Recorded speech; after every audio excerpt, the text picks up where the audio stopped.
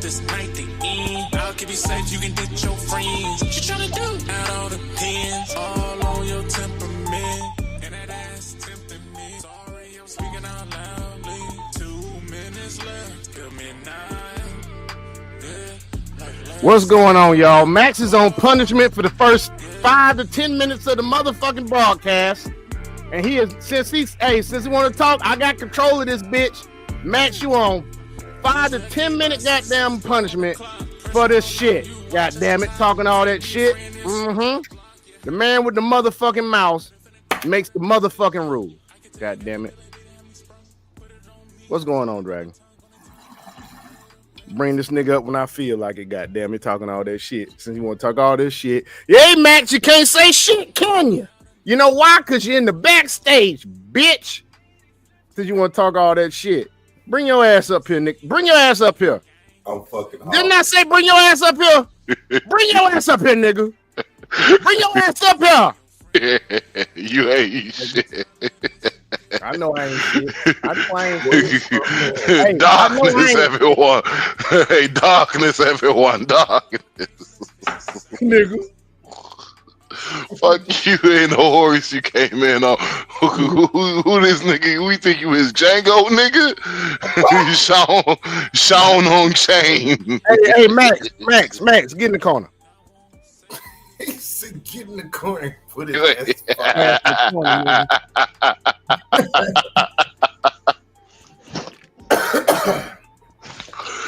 I was just like, yo, how the fuck I managed to put myself in the backstage? I was like, man, this is some bullshit. Then he started talking shit.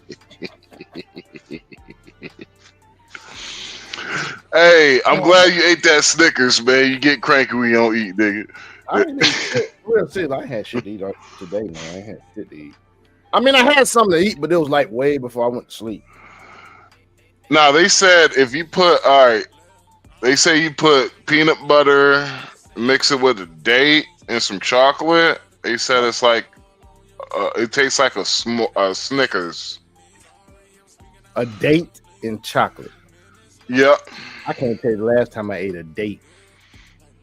I can't, man, the date's sweet as fuck. I can't eat no date like by itself. Like, I can't eat a whole day. That shit's sweet as fuck.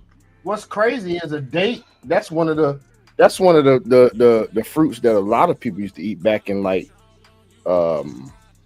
biblical times. They used to eat dates like a motherfucker.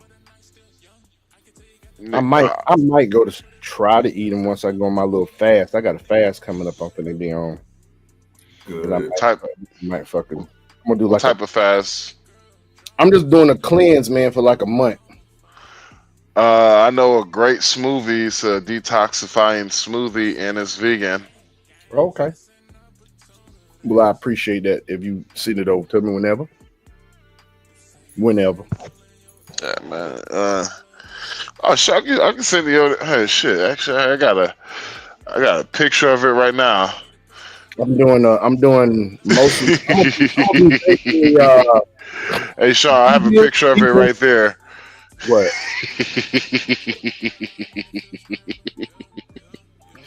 Man, get back in the corner, nigga. This motherfucker going back in the corner with that bullshit. If he want to do better, he go back in the fucking corner, nigga. Back in the corner. Bye.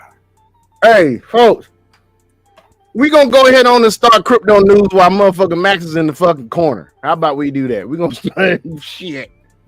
Since this nigga gonna be cornerish, we're gonna go ahead and do crypto news. All right, folks. So he's cornerish right now. This nigga is corny and he's cornerish. All right, so once again, folks, here we go to crypto news.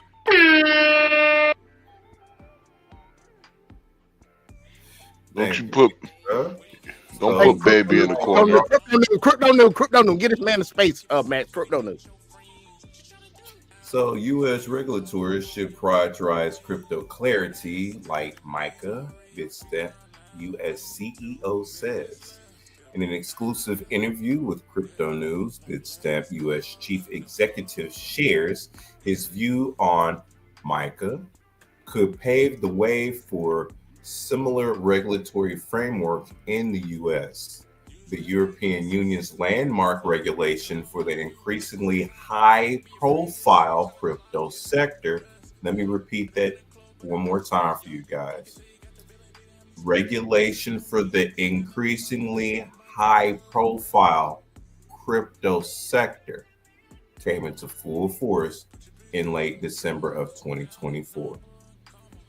The Markets in Crypto Assets Regulation, simply known as MiCA, is a set of rules designed to regulate the crypto market across EU member states.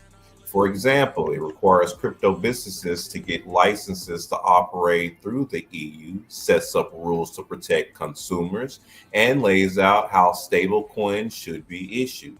MiCA also brings in requirements for capital, anti-money laundering, and transparency. In short, crypto firms now have to meet standards similar to those of traditional financial institutions.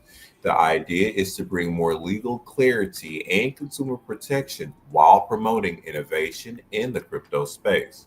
However, some worry that the regulations bring more trouble than good. For context, Tether Chief Executive Paulo Ardonio earlier alarmed that MiCA's regulatory move puts banking systems and the use of stablecoins in the European bloc at a systematic risk, as the law now requires stablecoin issuers in Europe to keep at least 60% of their reserves in Europe-based bank accounts. Crypto.news sat down with Bitstamp US CEO Bobby Zagoda to discuss the implications of the regulations for the crypto industry, how it will affect exchanges like Bitstamp, and whether the regulation could push more retail investors towards decentralized finance platforms. CN.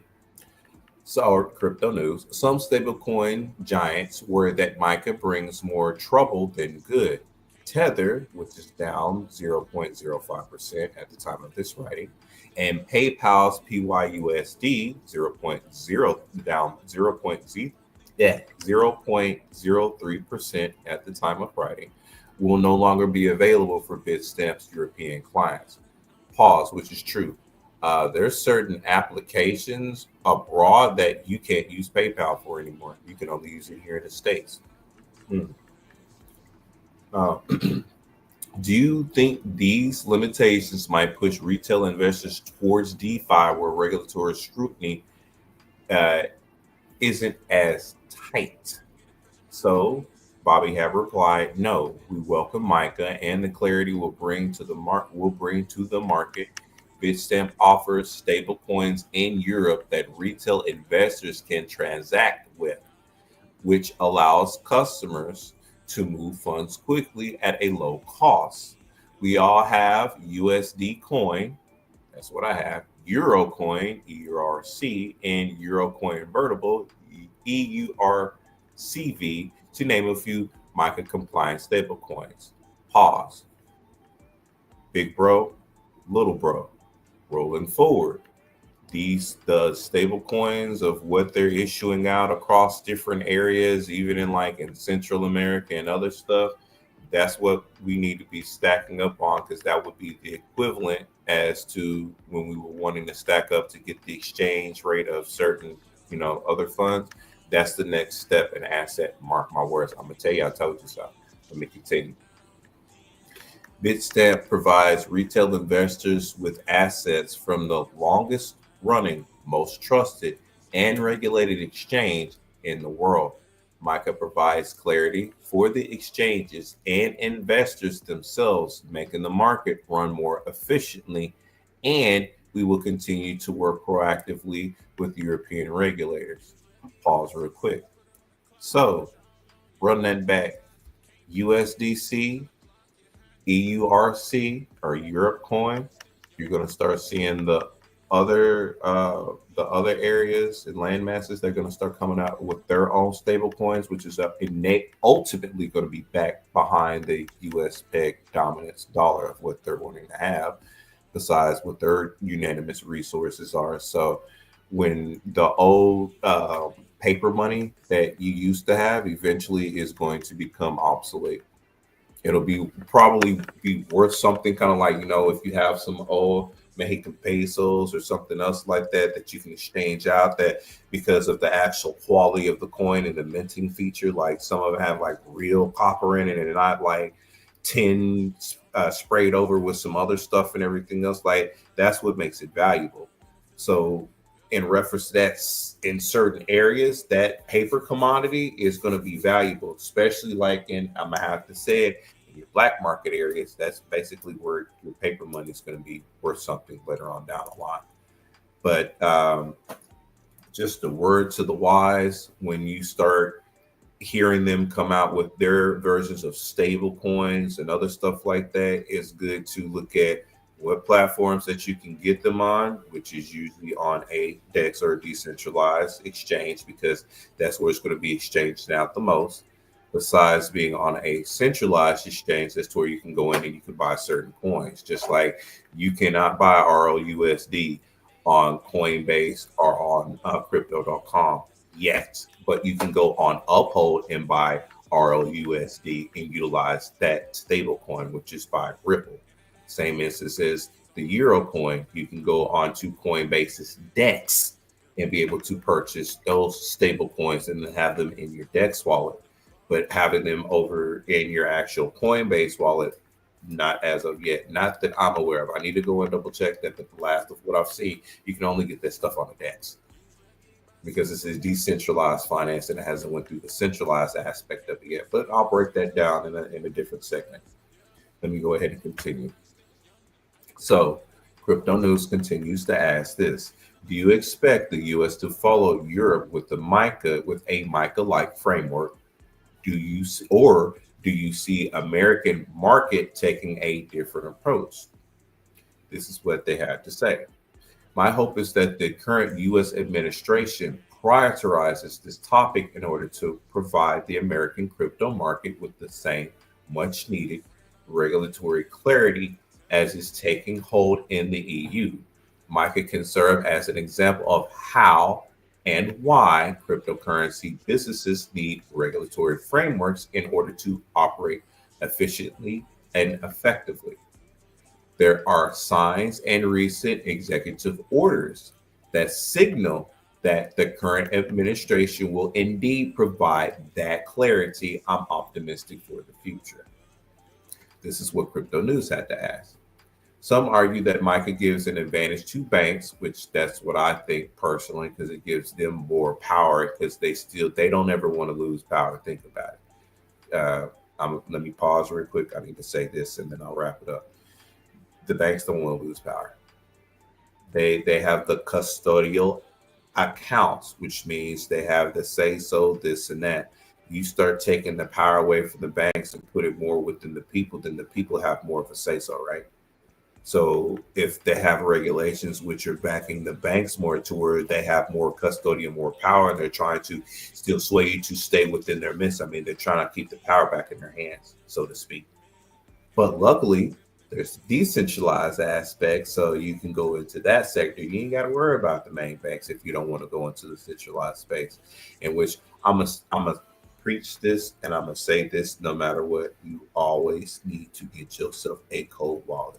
Whether it's a hardware wallet or a cold wallet to where you can store stuff offline. Hell, if you understand coding, if you understand Python, which you can learn for free, you can legitimately create yourself a isolated wallet. So you can put your stuff, your personal stuff that you create, that wallet that you create onto your laptop or something else, or onto a device that is not necessarily connected to the internet. And the only way that you can have access to it is by you going through it for your own network system. That's another benefit of learning Python, people.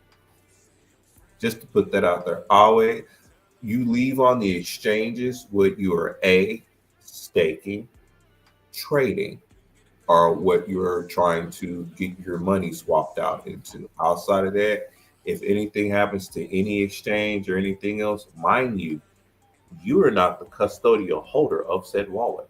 They are the custodial holder of that wallet. So if the SEC decides to want to go in and say, you know what, we need to, do an audit on you, we're gonna have to freeze all your assets. That means you can't get into anything. Isn't that the same thing of what happened not too long ago?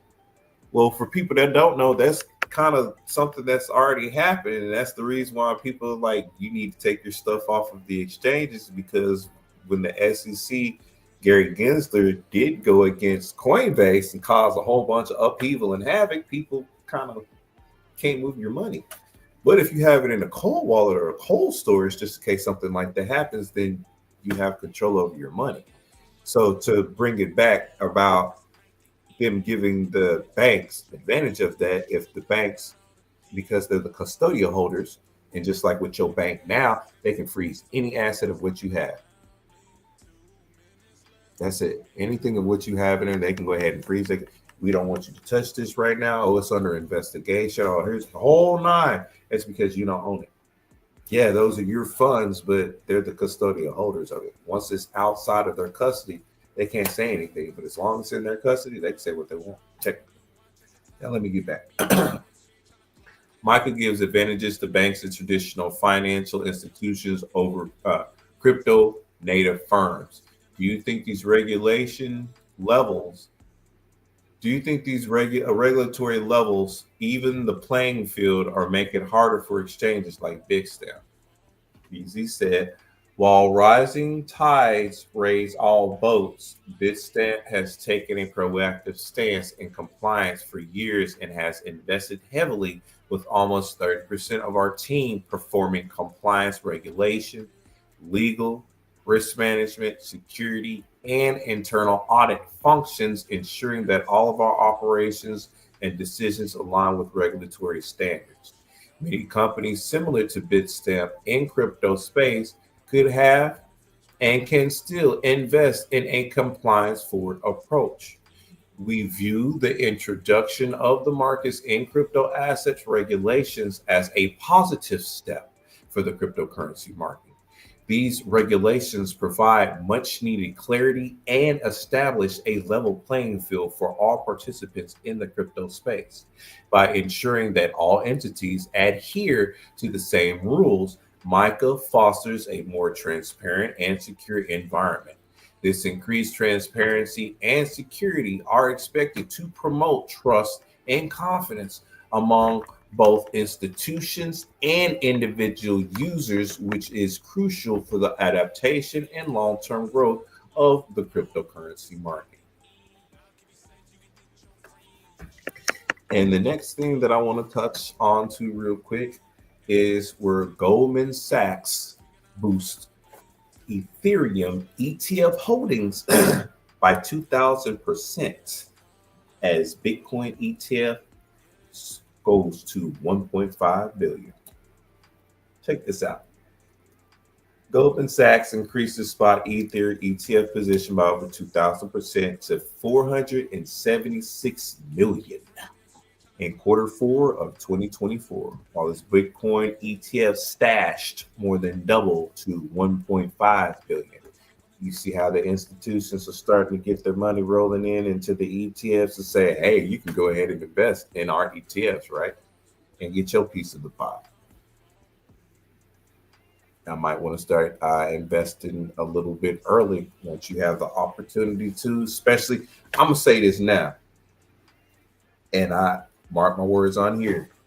Once that Solana ETF drops, that XLM ETF drops, that Litecoin ETF drops, that Doge ETF drops, that XRP ETF drops, and a couple other of them, you better at least have a minimum of $20 in each one of them. And I know that's low ball for some that got extra long money, but for the people that are just getting in, that's going to be a nice price entry point for them to get in. So that way they can at least have a level playing field versus not.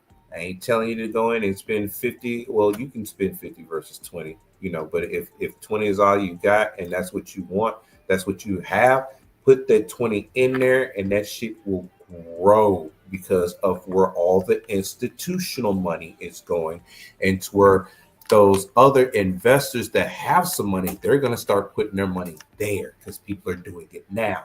Think about what the president already has. That should be a ding ding light going for you now. Then they're already talking about the Solana ETF. Mind you, the president's coin is on the Solana chain. Even though I know there's people that can't stand Solana chain, there's other people that love Solana chain because Solana seems to be the king of meme coins right now. So putting two and two and looking at a network situation, why not have an ETF to go into that? So that way those institutions can capitalize on what they're paying attention to in the retail space for where the mass amount of money is going. Besides in these other areas, pay attention to the money flow. So, investment bank Goldman Sachs increased its spot either exchange trade fund ETF holdings by 2,000% in the fourth quarter of 2024, along with boosting its Bitcoin ETF stash over 1.5 billion. Goldman's upped its Ether ETF exposure from 22 million. Listen, 22 million to 476 million. Let me let you sink that in real quick. From 22 double dose to 476. You see how much money is coming through. Splits almost evenly between BlackRock's iShares Ethereum Trust, ETHA, and the Fidelity Ethereum Fund, FETH, along with 6.3 million into Grayscale's Ethereum Trust. You see this, and this is why I wanted to bring this up specifically in regards to the amount of money that's coming into these ETFs. And for these are already here. Think about what's going to happen with what's to come. Have something on the side, ready and available, so that way you can invest. Wait, I'm gonna hit you like this, because there's still the area to where you're still. I know they're doing their best to get rid of dealing with taxes and other stuff, but if for those that actually do file and they get something back or anything else like that, before that's completely taken away, you might want to take that money and invest in some crypto and some ETFs that's coming out. That way you can at least be in full swing of things versus looking behind. Because with all this money that's coming in, why wouldn't you want to get a part of that? Why wouldn't you want to be ahead? Well, I can't even say be ahead now. Well, you can still technically be ahead and be in full swing, but when we was talking about this, last year and the year beforehand, that was your opportunity to be ahead. You in the end zone right now. But this will still put you ahead of thousands, if not millions, that are not actively in this space, that's still trying to worry about what the diddler's doing.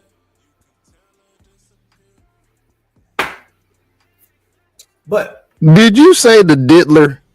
Yes, sir, I did.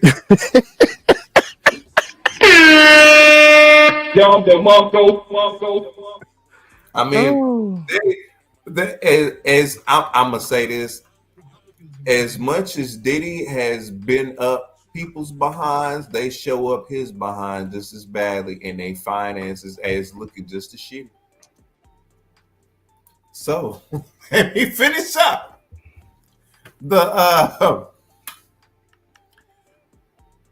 According to the company's February 11th Form 13F filing with the Securities and Exchange Commission, Goldman also upped its Bitcoin ETFs holding by 114% to 1.52 billion. It purchased nearly 1.28 billion worth of shares in the iShares Bitcoin Trust IBIT, a 177% increase from quarter three, along with 288 million worth of shares in the Fidelity Wise Origin Bitcoin Fund FBTC. Do you see where this money is circulating? So, mind you, if you would have been able to get in back when they was first offering it, when it was $15, $20, like when you can get it on Webull and a couple of other places, I wonder how much money you would have now. So, the document, which investment managers holding over 100 million worth of securities must file each quarter, shows Goldman also owns 3.6 million worth of Grayscale's Bitcoin Trust GBTC. Goldman Sachs, BlackRock, seems like a bunch of them are investing into those. So that's that. See, and when I see them investing into one another, look at this shit. They're literally investing in one another. Do you see how that money is being exchanged around? So that's why when I'm like, when you see this shit drop, when you see this one drop, this one drop, this one drop, this one drop, this one drop, if you honestly and truthfully set aside your bullshit spending habits for a little bit, let's say you have at least $100 to $500, and you see this shit drop, diversify that shit and split that and invest in all of this stuff. So by the time when they start getting into the share amounts and other stuff like this, and you've at least put $100 into each of those ETFs, that $100 is easily going to net you at least $10,000 not too long from there. Because remember, there was a point in time to where people were made millions, and I mean millions, off of Doge, and actually off of every single last crypto that has been out there, excluding some stable coins. People have made millions off of that shit thus far, off of every single one that has came the fuck out, and people are not paying attention to this shit. That's why I'm like, especially for our people, this too easy for us. Like, too easy for us. But yeah, y'all worried about if I'm not gonna say that. Let me stick to my news. Let me just stick to what I'm going with. The increased exposure factored in rising market prices for BTC and Ethereum, which increased 41% and 26.3% from the beginning to the end of the fourth quarter, CoinGecko data shows. Goldman also appeared to close its positions in Bitcoin ETFs from Bitwise and WisdomTree, along with joint offerings from Invesco and Galaxy, as well as ARK and 21 shares. Look at this. The larger positions build further on Goldman Sachs' first entry into the spot crypto ETFs markets in the second quarter of 2024, where it disclosed purchasing 418 million worth of Bitcoin ETFs. Goldman's recent purchase of Bitcoin and Ether ETFs highlights the growing trend of institutional crypto adaptation on Wall Street, fueled by an increasingly favorable regulatory environment. Let me highlight that for you. Let me put that in a box for y'all one more time. That's the reason why I was telling y'all months, if not years ago, to get into this stuff now before they get their asses into this. Let me run that back. Goldman's recent purchase of Bitcoin and Ether ETF highlights the growing trend of institutional crypto adaptation on Wall Street, fueled by an increasingly favorable regulatory environment. The investment bank is also considering launching its own crypto platform for partners to trade financial instruments on blockchain rails, Bloomberg reported in November. What did I tell y'all was going to happen? I told y'all this was coming. Goldman has, however, been criticizing Bitcoin and the broader industry since 2020, saying that crypto isn't an asset class and that it is not a suitable investment for its clients. A similar opinion was voiced by Goldman's private wealth management chief investment officer, Sharman Mozavar Rahmali, last April around the time Goldman purchased his first stash of Bitcoin ETFs.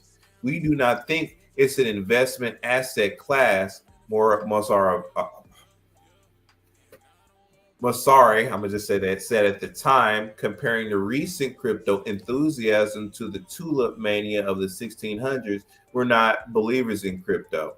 So wait a minute. Let me pause this shit. And let me tell y'all what the psychological divergence of what they just implemented up on y'all asses.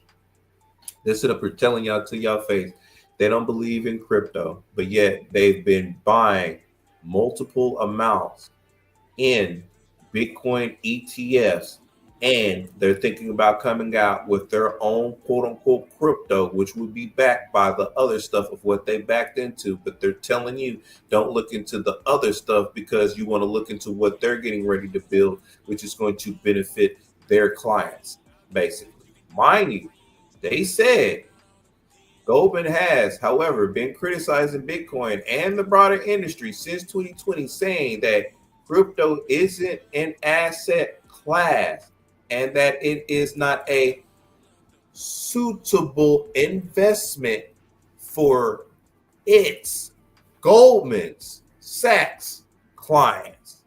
But they're the ones looking about making its own crypto platform for partners to trade financial instruments on blockchain rails. So what he's saying is he's wanting to trade their financial instruments of what they have on blockchain, basically putting your real world assets, your other assets onto the blockchain, like how they have now, and trading them on that platform. Basically, still going to equate to crypto because you have to have that backing for it. This is what I've been saying. Pay attention to the money flows. Pay attention to what the investors, not the institutions, are doing. This is what I'm like, hey, look at this area here, or here's this news. Look at where they're all jointly going. I mean, I just read to you literally here to where they're basically investing in one another. They're literally investing in each other, trading money around each other to keep the money there. Now, what we can do as retail investors is peep that once stuff drops, get our piece of the pie in that, cultivate that money and move that to something else. So that way we have more money working for us. And then, as I state here on this channel all the time, look into liquidity pools, look into staking methods and features so that way you have your assets making money for you. It's not like your traditional stocks to where it just sits there and not doing anything. You cannot take, let me point this out to you really quickly. You cannot take your stocks and put your stocks on another platform and have it to where it's making liquid money for you. While somebody else is trading that, you're making money off of.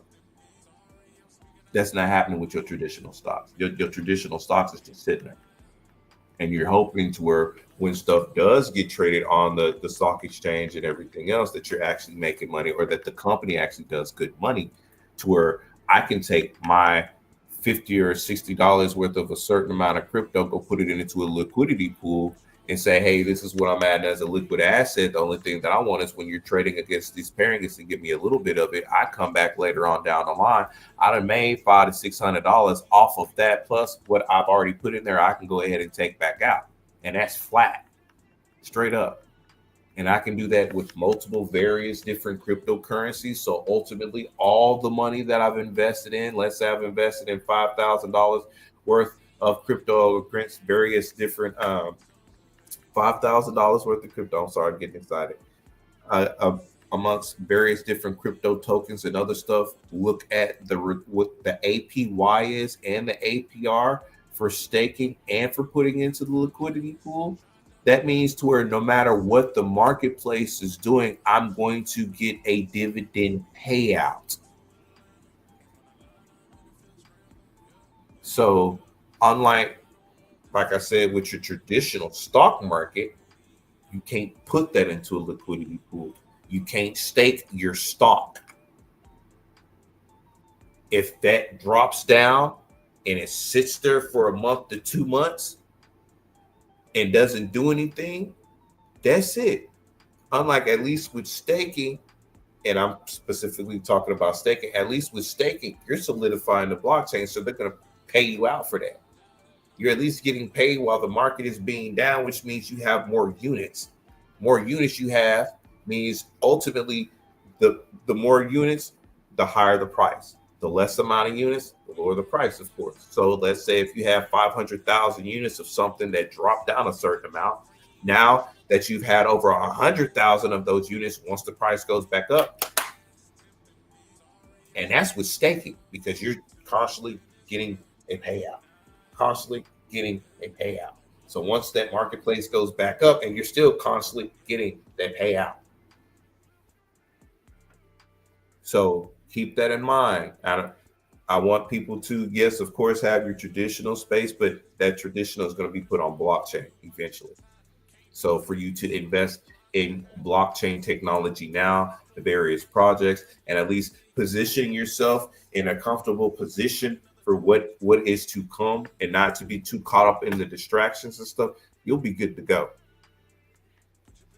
And that's all I want for my peoples. That way I am doing my portion of what I know and what God would want me to do. I'm gonna say it like that, which is the information to assist my people so that way they can be into freedom and get out of slavery. Because you don't need to be enslaved when you can do this to free yourself, and that way you have your assets working for you. Which one would you rather do? Have your assets working for you and at least create an AI bot to facilitate a business to do everything for you, in which you can literally do all that stuff for you now? That way you can have free time to spend with your family and build stuff up, and then like build a bigger empire network with other individuals, so that way you continue going, or constantly be working for somebody else. Well, now you have the opportunity to take the time of what you got going on for whatever you're doing now, and set yourself up, or at least set your family up for the future. If not for yourself, set your family up for the future, man. I'm sorry, not family, because family means house of slaves, and I'm not gonna call none of y'all a slave by the etymology term of it. Set up your village, your tribe, your units. Set them up for success and not failure. Let me say that. But that's basically what I have for crypto news for right now. I just wanted to touch bases on those things so I can get people in the mindset of, look what's coming. The ETFs are here. Crypto is indefinitely here.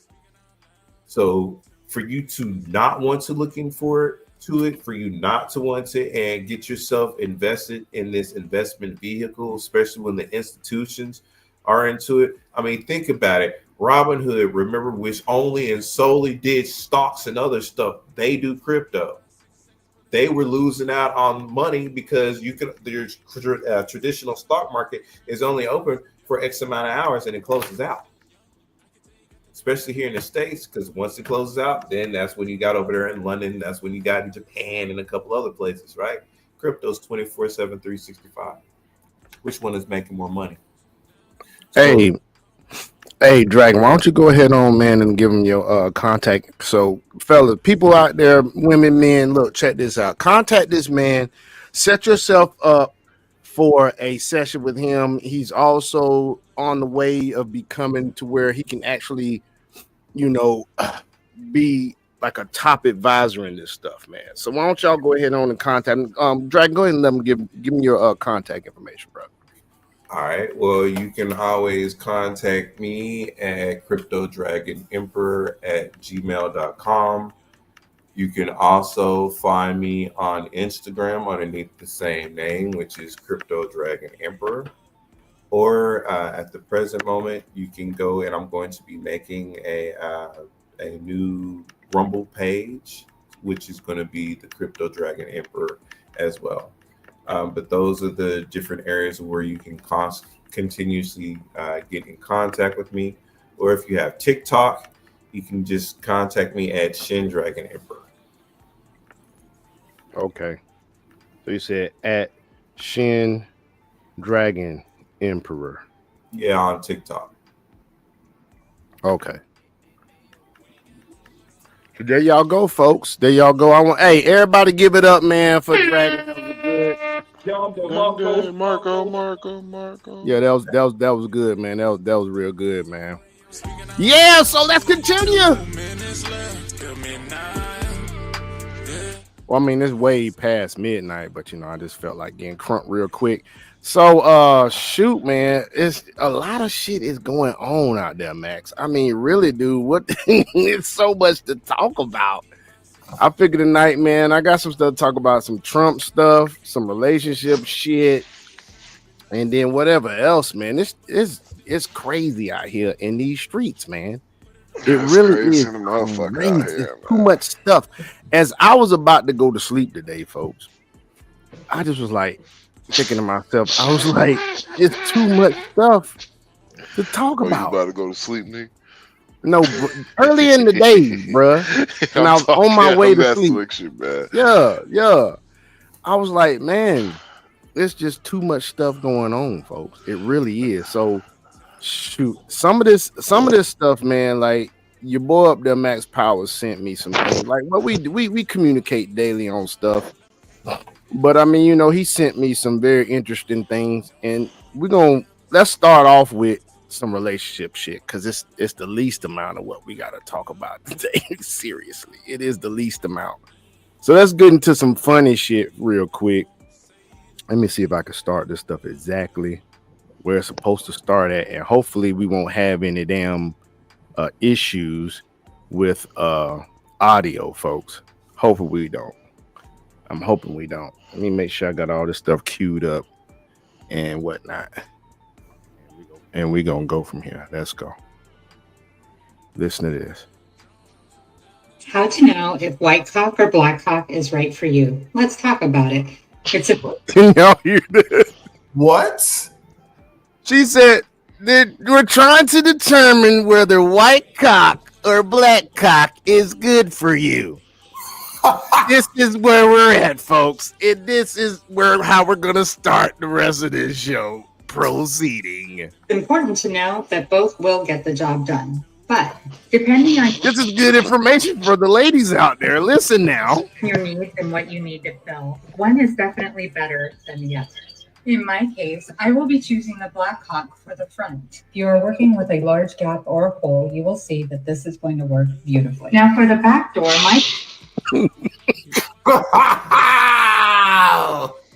So for all you ladies out there that have been getting it in, we talking about getting it in, folks. So you heard what she said. If you got a large opening or whatnot, you need the black cock for the front. You know what I'm saying? Shit. Let's continue on. A white cock. As you can see here, the slit that I need to fill is much smaller. If you need something going in the back door, or the slit is smaller, you need the white cock.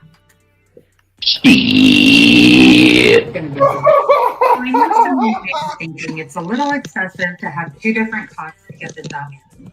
But I am excessive. all about the most efficiency and the shortest path. Work smarter, not harder. Or is it harder, not smarter? It's also important to have the right size tip for the hole that you need to fill.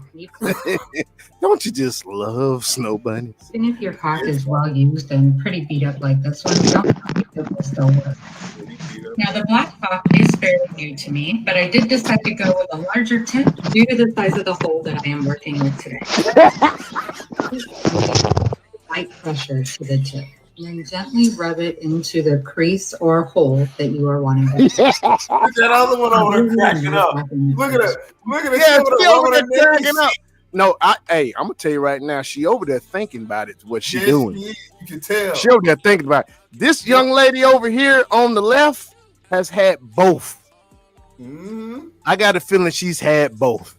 Just look at her expressions. Look at her expression. That's Be what I'm afraid saying. to really get in there. Go ahead and I really feel like she got a. That's You feel like what? I feel like she You got feel a like what, mix. bro? She got a mixed Indian kid and a mixed black kid too. You think so, bro? So she let the Nah. Indian shoot up the club and the black dude shoot up the club, but she let got the white dude hit her in the I- poop scooter. I bet you, I like Charlie on the left. I bet you she got there in the Reading Rainbow of kids, bro. Reading Real Rainbow. talk. The Reading Rainbow of kids, nigga. She got the goddamn UN, goddamn League of Nations when it comes to her kids. Multiple colors and from different. So she's an equal opportunity employer, is what you're trying to say. She don't do DEI, but she do affirmative action, don't she? She got a DEI. She got that. She got She that. like everybody in her sandbox, don't she? She got that DEI WAP. I'm telling you, hey, sweet ass with the beautiful smile. All we saying is this. Saying you gotta enjoy your motherfucking life. That's all the fuck I'm saying. Enjoy your goddamn life. Life is fucking short. Enjoy that shit. So You proceeded. Okay. As any excess mess can be cleaned up at a later time. Once you have filled the hole, you're going to Look want to at put her your finger and expressions. gently rub along everywhere you have put the cock. How to know if white cock or black cock is right for you. Yeah, that right there I thought was rather funny. But here's something else. When it comes to these relationships now. There are different ways that different races respond to shit. And when Max sent me this, I thought this was a good example of it. Like, check this out. You If have to I- raise your hand. If I were okay, well, I just I like that though. Being obedient is awesome. Oh my God, that is a trait. What you just did is the trait that certain communities would kill for. Like, Notice how she's reacting with him now, folks. Did you pick up on what he picked up on? Let's keep playing. We gonna flip it. We gonna flip it again. I said you're obedient, and you didn't say, "Oh, I ain't no obedient," and you were just like, "You went in there." that's my thing. I'm trad wife I till don't I know what you talking die. about, Dr. Umar. I'm gonna say something kind of wild. You If have to I- raise your hand. If I were okay, well, I just I like that though. Being obedient is awesome. Watch her. Look at her. Look Oh at her. my Look at her. God, that She is just like chilled. You saw that? She just chilled. Yep. She looked at the camera, but she didn't. Her facial expressions wasn't like of being like some troglodyte pachyderm She hyena was done actually turned ass. on by it, bro. Yes, she. You think so? All right, I'm Yeah, gonna she- turn the she volume turned on down, by and it. I'm just gonna look at it. Let's look at. I'm gonna let it roll through. So he's talking to her. You can see. Look at her twirling her hair and shit. They start doing that shit. It's an That's the IO. woman. Guys, that's the woman you want. That's what That's we the talk IOI, about. We talk about fellas. vetting. That's what we talk about. We talk about vetting, guys. Look at her. Look at her body expression. She raised her hand to talk. What the fuck? And then look at her. You saw how she went to the side. She did that little head thing. She's getting That turned could- on by what he did. Look, Could've look been at no his- black look at woman, his though. expression. His whole face lit up. Yes, he lit up. Ladies, black women. That's why they getting us. Look how she acting. She can get anything she wants. She can get anything she wants. It's not a servitude, servant shit. Y'all supposed to use what you got to get what you want. Except right now, y'all using what you got to get paid like prostitutes. Hey, the black women in the comments gonna be like, we simping on behalf of white women. No. No. Fuck that. We ain't simping shit. We are No. talking about men vetting. Vetting. Men. You come across a woman like this. First of all, she ain't got no now she looking a little shabby today because she just got on glasses, no makeup, natural hair. But she's still cute with it. She cute with it. Hold on 1 second. For that. I'm on back. Them glasses? Oh my god, them glasses. But see, that's a confident thing, though, right? Yeah, Because being confident. she knows she's being filmed, all that shit. Yeah. She's being confident. That's to me when a woman shows up and we're talking or whatever, she is being seen by millions of people. She at this point she's like very confident. That shit is it turns me on when I know a woman. Well, like y'all know who that is, though, right? No, I don't know who that is. Loud and obnoxious, trying to make it like seem like that's unnecessary. That is Whitney Cummings. She is a comedian. Whitney Cummings. Okay, Yes. I figured she was a comedian. I just didn't recognize her because I've probably seen her with her makeup on, or you know how she usually would be. Now she looked pretty decent with her makeup on. Oh, she does. Yeah, I might she's see if I actually can one of look the it up hottest. real quick. She was one of the hottest female comedians. She is for a married. long Of course time. she's fucking married. Of course she's fucking married. Oh yeah, Yeah. oh yeah, uh-huh. Yeah. Yup. Oh yeah. She can definitely she can get it. She can get it all day. Pull her hair and everything. I'm talking about put my hand around her damn neck. Oh yeah. Oh that, yeah. She got some pretty ass eyes, nigga. Them green ass motherfuckers. Yeah, she cool. I mean, you know, she ain't like the best looking chick, but she does look good. She's attractive. And then that motherfucker is you heard her. She listen to what she said. Let's go back to what she's saying. Let's listen to her. That is a trait. What you just did is a trait that a certain communities would kill for. And you're obedient, and you didn't say, "Oh, I ain't no obedient," and you were just like, "You went in there." That's my thing. I'm trad wife How till I what you talking die. about, Dr. Umar? I'm gonna say something kind of wild. You If have to I- raise your hand. If I were okay, well, I just I like that though. Being obedient is awesome. Look at her. Shifts to the side. Oh my Look, God, that is that's the trait. flirtatious. What you Then just she did smiles. That's is a flirtatious trait again. that a certain communities would kill for. Then she's sitting there twirling her hair. Flirtatious. Like, Look at that smile. We don't get that in the. We do not get that as often. Now, I've seen feminine acting, very, very attractive, non-makeup and ass, black women online, but you don't see it as much. You really don't. You don't. You don't I'll see be it. real with you. I have seen more chameleons. It's a lot of chameleons, Like, yeah. Mhm. like, I'm not going to sit here and say in the black community there ain't feminine black women, but there's way too many chameleons. There's a chameleon right now that's under fire. That everybody been talking about a certain podcast where people have left or got fired. There's a chameleon that's on there. Straight chameleon. Who? You talking about Allegedly. Kitty what? Rose. Kitty Rose is a chameleon.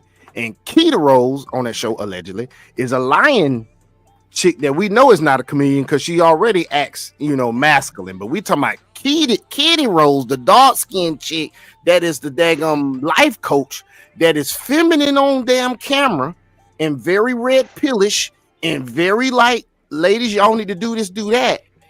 I done seen a clip of her online on YouTube of her not being so fucking feminine, being very masculine. She's a chameleon. She's a straight up chameleon. But hey, let's go to this other clip I have of this is who it. Hey, so we talking about vetting, right? And we just went over someone that would be very ideal for you to be with. So let's go to God dang it. Let's go to an example of a woman that you need to stay away from. Like you just need to really just try to. Why you have to be such a? I'm not. Like this, Alicia. Alicia, hold on. I need to refresh everybody's memory with what happened. Okay, you first came on the show because an ex-boyfriend came back into your life and asked you out to dinner, and you weren't sure if you should tell your husband or not that you agreed to go out with him. He wanted to take you. No, I wasn't going to tell my husband. It wasn't a big deal until you guys made it a big deal. Right. So you came on the show, asked us for our advice, and then your husband heard that on the show and then emailed us so that he could call you in an awkward Tuesday phone call. He got you. Y'all hearing what they talking about, right? Yeah, that's Listen to this crazy. Listen to this crazy son of a gun. Dude, stay away. Dude, you have to look for the signs of this craziness. This 5150 at the police. That's a code. 5150 mean this motherfucker crazy. So the police would say this. We got a 5150. This is a 5150. Okay. On the phone, and then this happened. I never should have called you guys in the first. Alicia, you're actually right. Well, you never should have lied to your husband in the first place. Yeah, and then none of these phone calls. Oh my God. So, Alicia, after being on the show, yelling at us twice, saying that we were horrible people, and then hanging up on us. This is a narcissist, folks. Listen to this chick on the other end. She's a narcissist. Textbook. Both times. Why are you back on the show today? Because after all the bull you guys put on the radio, and I don't know how you did all this editing to make me sound like a jerk, my friends and family are like, you're kind of a bad person. And I'm not a bad person. I'm calling to freaking set the record straight. Alicia, you remember that you actually went out with your ex-boyfriend, lied to your husband, told him that you were going to see your girlfriends.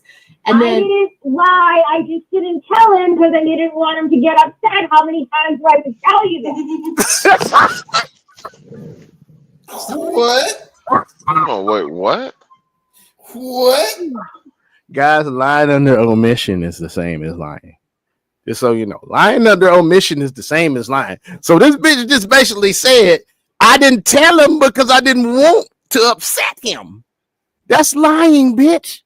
You don't say something, it's still lying. But anyway, this bitch crazy. So you're angry with us and you want to come back on the show and just yell at us some more? Is that what's going on? Well, I want to set the record straight. I want you to call this guy that I went out with, Brad, and because now my husband thinks something else happened. Because all of the crap that you put on the radio and you made me come off bad in your editing, now my husband is questioning whether or not I fucked up with this guy, which I absolutely did not. And Alicia, I want to talk to Brad. Okay, Alicia, we didn't edit those like crazy to make you sound, bad. Whatever. I don't know. Look, I just know what reality TV does to people, and I'm pretty certain you do the same. All right. thing. So you want to do a second date update with the guy that you went out with? No, see, this is why you're. No, I'm not doing a second. You see how she just cussed that phone? She crazy. Update wasn't a date. Okay, but the segment that we're doing right now is called a second date update. Then I want to be on a different segment. No, but this is where we can fit you on. Do you want to clear the air or not? See how she want to control everything? Then I want to be on a different segment. So you just want these people to create a whole nother segment so you can answer this bullshit. This shit crazy. I want to clear the air, but it wasn't a friggin' date. Okay. Yeah, but remember, Is Max over there asleep? Who is that? Max is asleep, nigga. Max. Alicia, you told us that your ex actually hit on you at the restaurant. Yeah, maybe it was a date to him, but it wasn't a date to me. Okay, so then we'll do it in a second date update. You get your point out no matter what. This is just whatever. Alicia, you'll get your point out no matter what, all right? So what do you want to do then? You want to call this guy, and what are you hoping to get out of it? I'm not the bad person here. Okay. He's the one that was suggestive. He's the one that contacted me to begin with. And I'm the one that left when he started getting weirdly flirty. I need that to come out so everybody knows that I didn't freaking sleep with him. Okay, so you want to just prove that you didn't do anything wrong while you're out with this guy, and you want everybody to hear it, everybody who's already judged you from here. Max. your family, your husband, all that. Right. I just tried to call that nigga. That nigga is asleep for real, dog. Listen, this guy is to blame. Okay, But I am an innocent party. Do you think that people are judging you because they think that you hooked up with your ex, or do you think that they're judging you because you weren't honest in your relationship and refused to take? You guys made it seem like I wasn't honest. You guys made it seem like I was a liar. Okay, like This chick is crazy, man. This chick crazy as hell. Folks, look out for this. You have to watch out for this now. This woman is married and went on a date with her ex. And we ain't done yet. Her ex about to get on the phone. Listen to this shit. what I said was taken out of context, and I don't know how you edited it to make me sound like an ass, but I'm not. But didn't you, like, to your husband's face, tell him that you were not going out with your ex, that you were going out with girlfriends? Wasn't that actually the case? I didn't lie. I just didn't tell him. That's a fucking lie. So the second we're gonna play us exactly. This bitch is crazy, dog. She is literally off of her rocker. Seriously, she's crazy. song and then come back and call this dude that you went out with. We're gonna call him. I want to talk to him a little bit and hear it from him that he hit on you and your side of the story is true, and then you can talk to him, okay? I don't need to talk to him. I just need you to prove that I'm a good person. Okay, I'll help prove. She need them to prove that she's a good person. When you on here talking like an ass, proving that you're not. You're already proving that you're not. Oh my God. Prove that you're a good person and clear the air with everybody involved, everybody that you want to clear the air with, okay? It's about time you did something right. Thank you. Can you just not call me an ass for a second? You really make it hard. She does have a point. All right. I mean, that is the one thing I'll back her on. Okay, I'm gonna play a song.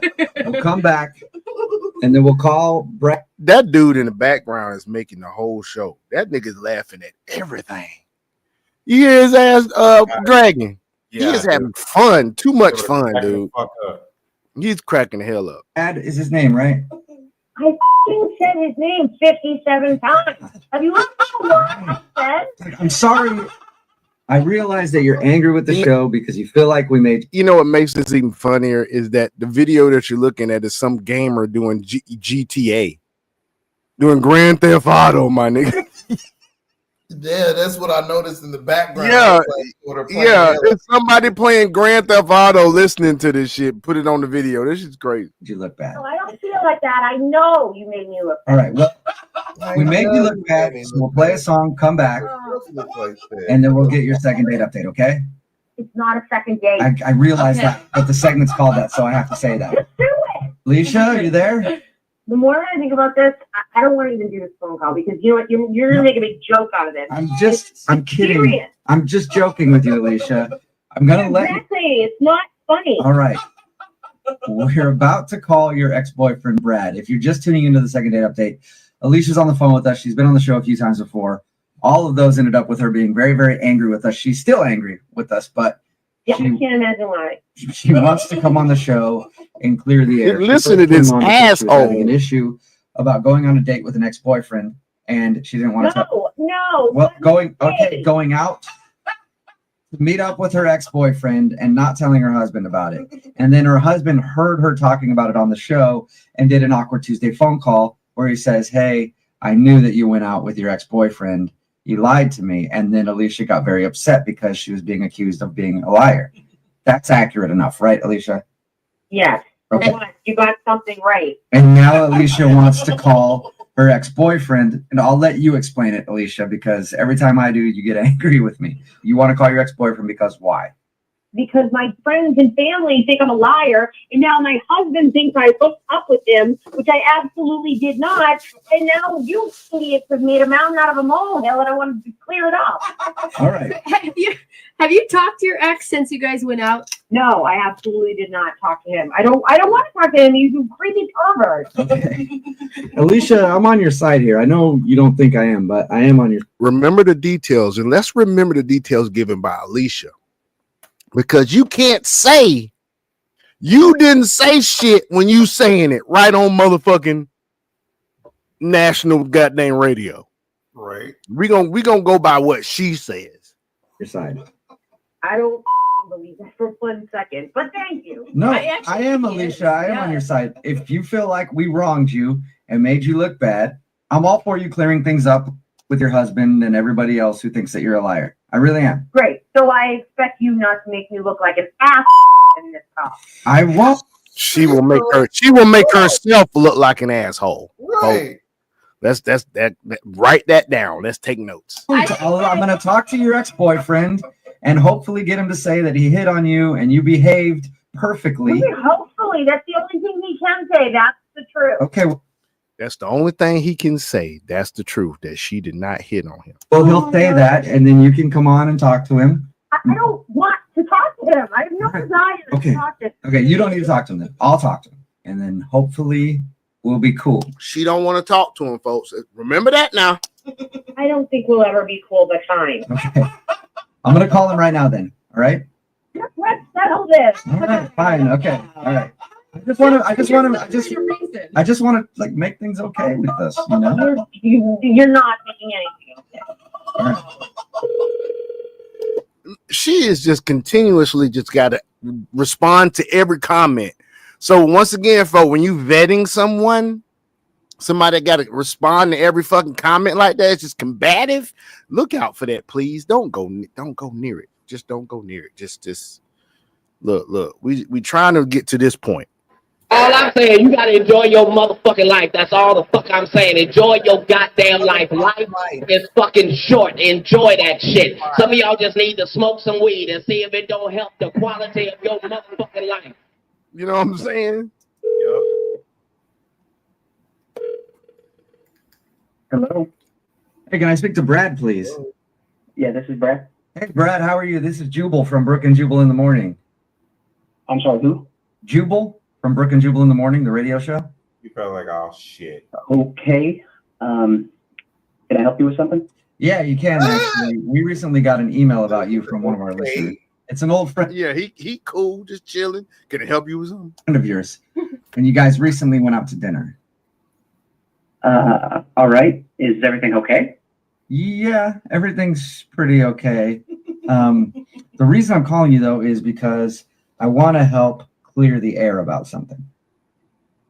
I'm sorry. I'm not really clear on what's going on here. Well, it's about your ex-girlfriend Alicia. What does she want? Well, we recently had her on the show and she talked about how you guys went out to dinner. She did? Yeah. She was having kind of an issue because she's married and stuff. Well, yeah.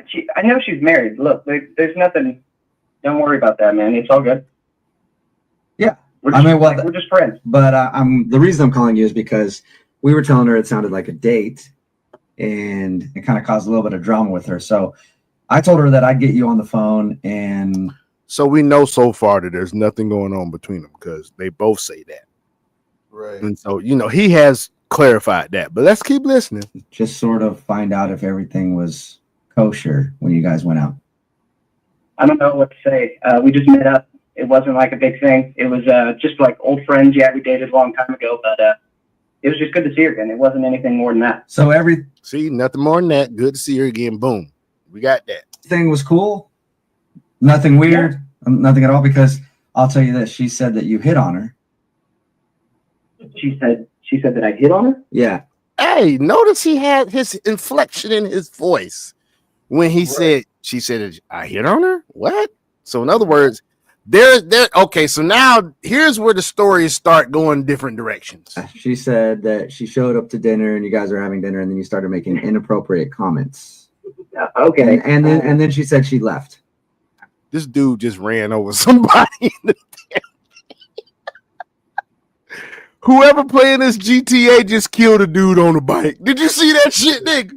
Nah, I ain't get a chance to see that. He just ran over a dude on a bike, dog, while the climax to the story is happening, while the change, why we have to after that. That didn't happen. I didn't make any inappropriate comment. I mean, we were talking back and forth, but we ended dinner just as any, normal people would end dinner. So he said they didn't make no inappropriate comments. And we both went our separate ways. And you guys didn't hit on her at all. No, look, I didn't hit on her. I might have flirted a little bit, but I mean. So that means flirtatious banter. If y'all don't know what that is, when you meet a chick and y'all got flirtatious banter, that's a good thing. So that's a green flag. As long as she ain't no ho ho ho, that's a green flag. If it's some flirtatious banter back and forth, that means you guys can have playful chit chat and the vibe is good. That's a green flag. We were both kind of flirting with each other. I mean, but of course they have to be single and not be married like this bitch is, you know? You know what I'm saying? They can't be freaking married. Got to be single, folks. We're exes. It was just kind of a casual thing. But, you know, if anything, she was flirting way more than I was. Really? Really? Now, she didn't want to talk to him now. Here we go. Here she. Let's take it back a couple of seconds. Here we go. Dinner, and we both went our separate ways. And you guys didn't hit on her at all?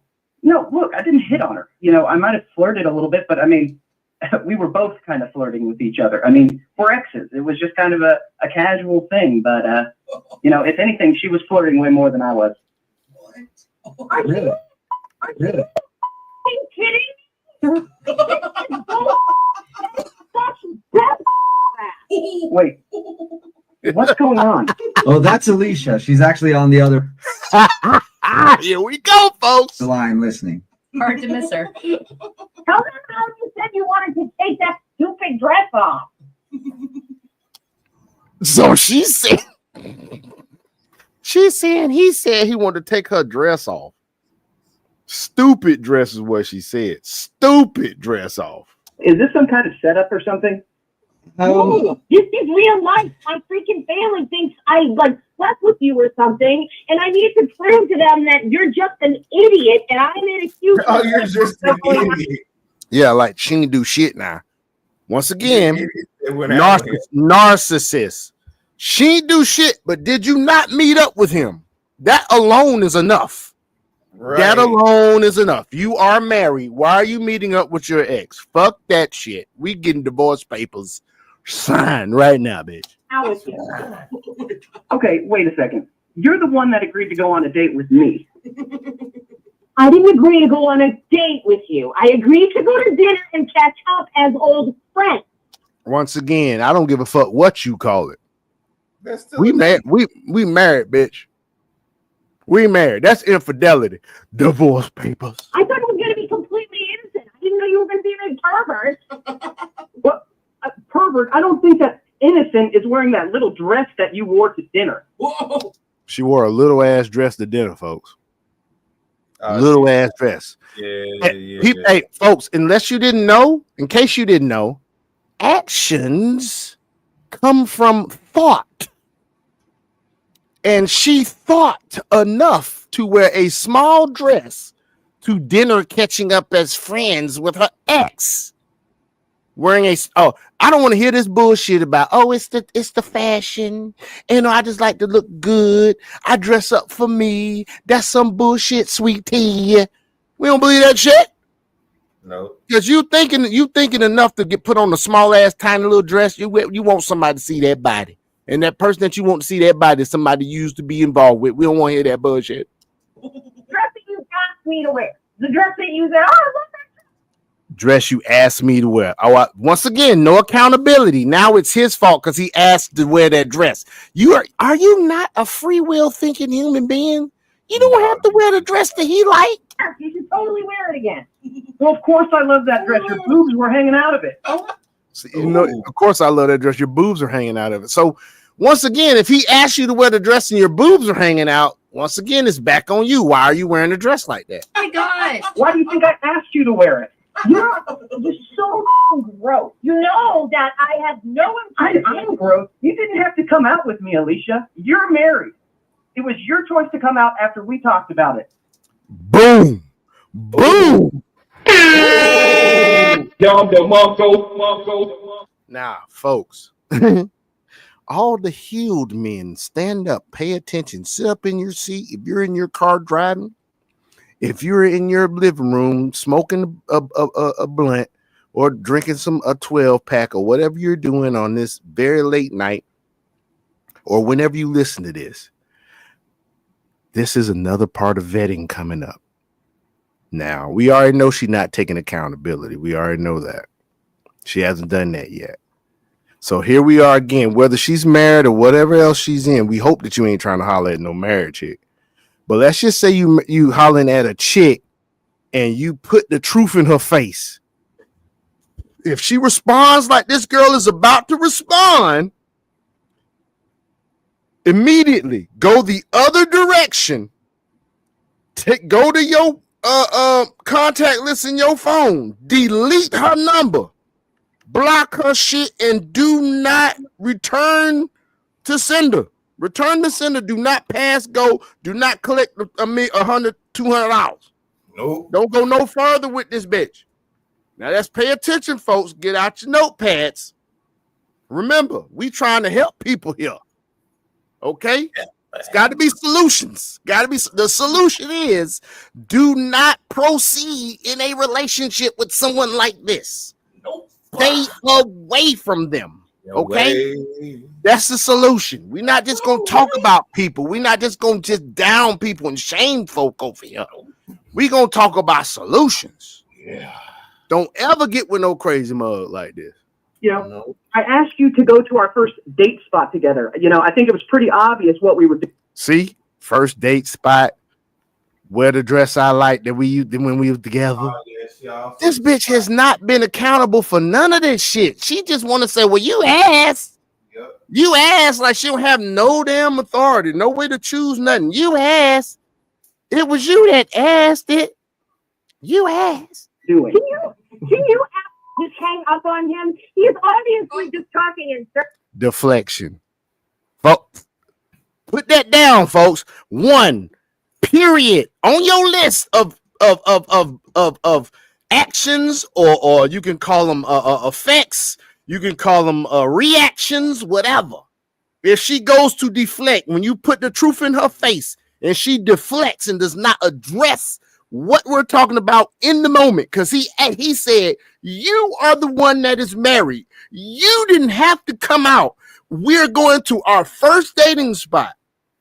This is what he said now. And she deflects. Can y'all just hang up on this asshole? Let's go back. Let's go back. Let's go back now. They're not going to hang up on Watch this. Watch this now. Gross. You know that I had I agreed to go to dinner and catch up as old friends. I thought it was going to be completely innocent. I didn't know you were going to be a pervert. What? Pervert? I don't think that. Do we really think somebody's this stupid, people? I didn't think he's going to be a pervert. Catch up his old friend. He's your ex. You are married. The fact that you even on the phone and can contact this motherfucker is grounds for dismissal. You got this in your contact list. And you able to reach out and talk to him? I guarantee, hey, I was married. That shit wasn't going on in my marriage. Nope.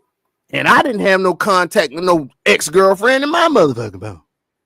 My ex had the damn code to my fucking phone. That's how goddamn I'm that motherfucking transparent. It's not that I say, here you go, baby, here go my damn code. I ain't like that now.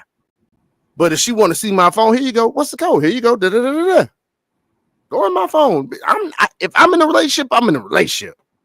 Because I'm a goddamn grown ass man. Ain't got nothing to worry about or hide. Like I have disconnected and disassociated with people that do not live the way I live. I surround myself with people that live like me. In other words, I had a friend that had make way more money than me. Because you're supposed to surround yourself with people that make more money than you, but still the same character. You know what I'm saying? So he making way more money than me. This nigga married, had twins on the way, got another woman pregnant that had twins on the way, and had another chick pregnant that had one kid on the way, and had a girlfriend from another country living near him. He was paying her bills. That's funny. Wait, you feel me? Now Obama's woke. Don't worry about it. Don't worry about it. Don't worry about it. We gonna we ain't got to put it out there like that, Drake. We'll address that issue later. Hold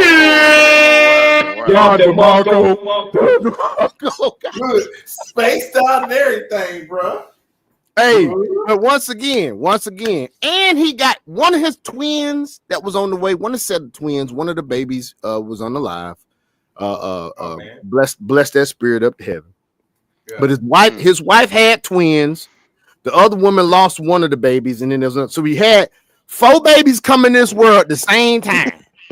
Boy, that's 2 baby mamas. And I think he had some other kids before that. He like, man, I can't help. That's my only thing, man. Now that, mind you, this man is married, and I ain't say this got anything to do with it. His man is married to a woman that's a different religion than him that he used to practice. So he practices another religion now. But he still practices both religions at the same time. Like, nigga, you are double-minded than a motherfucker. That alone, I was like, man, I'll keep my distance anyway. And then when he did this shit again, I was like, and this nigga, this is second or third marriage. Like, nigga, I can't be around a nigga like you. Fuck that shit. Nope. So, folks, you got to put yourself around the right people, and you got to look for these bad signs. Like, this chick here just deflected. Just deflected. Watch the deflection. Innocent is wearing that little dress that you wore to dinner. The dress that you asked me to wear. The dress that you said, oh, I love that dress. You should Deflection. totally wear it again. Well, of course I love that dress. Your boobs were hanging out of it. Oh my gosh. Why do you think I asked you to wear it? You're so gross. You know that There she goes. Insults. I had no I'm gross. You didn't have to come out. Sign language. She been using sign language the whole time. Shaming, insults. What's the G? Guilt tripping. And then the end is the need to be right. So she been trying to goddamn have to be need to be the whole time. Out with me, Alicia. You're married. It was You're married. Here we go. Truth in the face. Watch the deflection, folks. your choice to come out after we talked about it. You know, I asked you to go to our first date spot together. You know, I think it was pretty obvious what we were doing. Can you just hang up on him? Can you assholes just hang up on him? See the deflection? So, folks, please do not deal with people like this. He's obviously just talking in circles. No, I don't think we should hang. Hang up on me, Alicia. I don't think we should hang up on him, Alicia. I think this is a very interesting conversation. Yeah, dude say fuck that shit. I wouldn't know what's going on. Fuck that. Very interesting conversation. Let's proceed. Again. Do what? We're not doing anything. He's the bad light again. We're painting her in a bad light again. No, bitch, you doing all good by yourself. putting you in a bad light. He's just saying that what he was asking you on was a date. Did you call him before you got me on the phone and like coach him to say? No. You see that shit? She thinking that it coached this. This bitch is crazy. Alicia, why would we coach him to say that? What? Listening to your guys' conversation has actually gotten me on your side. Like, it sounds like you were literally just that stupid and naive. Hey, you see this shit? Now this other bitch is see, this is what I think this other bitch is doing right now. She's trying to kind of coax her to answer a certain way to show exactly how stupid she is. So she starts pandering to her fucking point to kind of like to get her to say some stupid shit. I think this is what this girl just did. Just to fuck with her. And had no idea. Okay, I'm stupid, please. Okay, you're looking in the mirror, honey. Here, I don't get why Brad would ask you. I don't need your sympathy. See, she tried to actually damn help her out and say, you got to be stupid to do this shit. Like, you got to be this naive, and this bitch insults her again and says, oh, no. Hell no. Alicia, don't come off like you're naive. We knew what we were getting into. I mean, that entire dinner, you were giving off the vibe that you wanted to hook up. Ooh. And he drops another one bomb right in the middle of that thing.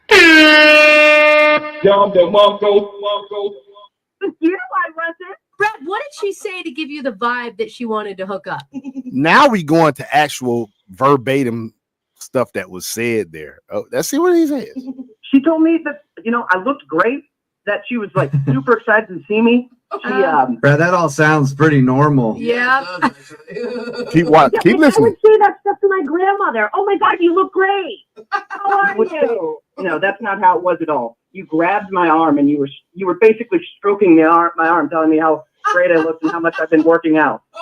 We haven't seen each other in over 2 years. Yeah, it was nice to see you. I gave you a hug and I put my hand on your arm. Really? Does that mean I was taking off my panties? I don't think so. No. This trip. Oh, I'm not saying you were throwing yourself at me, but I'm just saying, we were talking. But that's what you're insinuating. That's what you were insinuating. That I was ready to jump in the sack with you. You were. You were. Hey, us on this app. Please. No. Oh my God. Here, all right, Alicia, here. Brad clearly thought you were hitting on him, but Brad, bottom line, nothing happened when you guys went out. Nothing happened, but she wanted to hook up. There's no way in hell I would have ever hooked up with you. All right. I think it's Well- pretty clear. This is pretty classic, Alicia. Just to freak the out. Really? Oh, this is like a pattern here. Oh, yeah. This is why we broke Don't up act 2 years like ago. you know me inside and out, okay? We barely have spoken in years. Well, first of all, I do know you inside and out if that's where you want to go.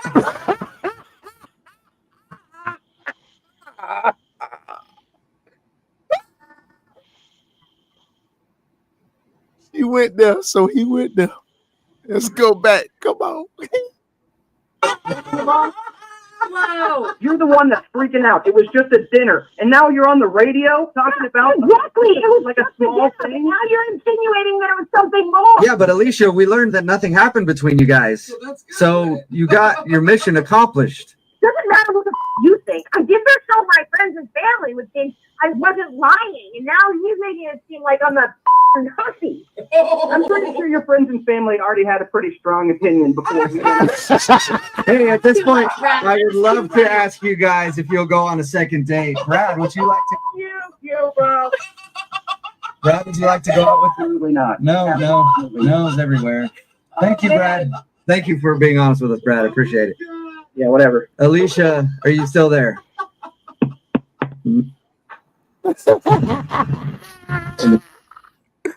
Hey, that's just funny, man. That shit is some funny shit, dog. This chick here, bro. Oh my God, man. Did he go to sleep again, nigga? This nigga went to sleep again, dog. Dragon. This dude went to sleep again, man. Anyway, let's go into something else, folks. Let's talk about this. What's going on? They're saying that a whistleblower basically is saying that a whistleblower is there's a whistleblower that's saying that they that it's a possibility that the allegedly that the governor of Pennsylvania is involved with the attempted assassination attempt on President Trump. Let's listen. Everyone, let me just read this directly because I do not want to mess this up in any way.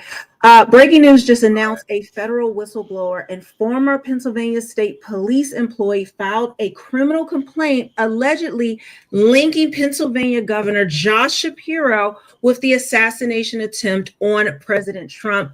We have the actual here, and I have a lot to share with you guys. Make sure you're following me here on YouTube or on X or Rumble, any of the platforms that you are watching this, but especially on X, because I will keep you up to date, and I post a lot that I can't get to in a video. But this is from Butler County, which is where Trump had his rally in Butler, Pennsylvania. And we know, if you guys remember last year during the campaign season, this is one of the assassination attempts on President Trump's life at that time. He was just former president running again. But let me read you all of the receipts, and let me see if I can make it bigger, because I know many of you are not online like that, so you don't, have all the information.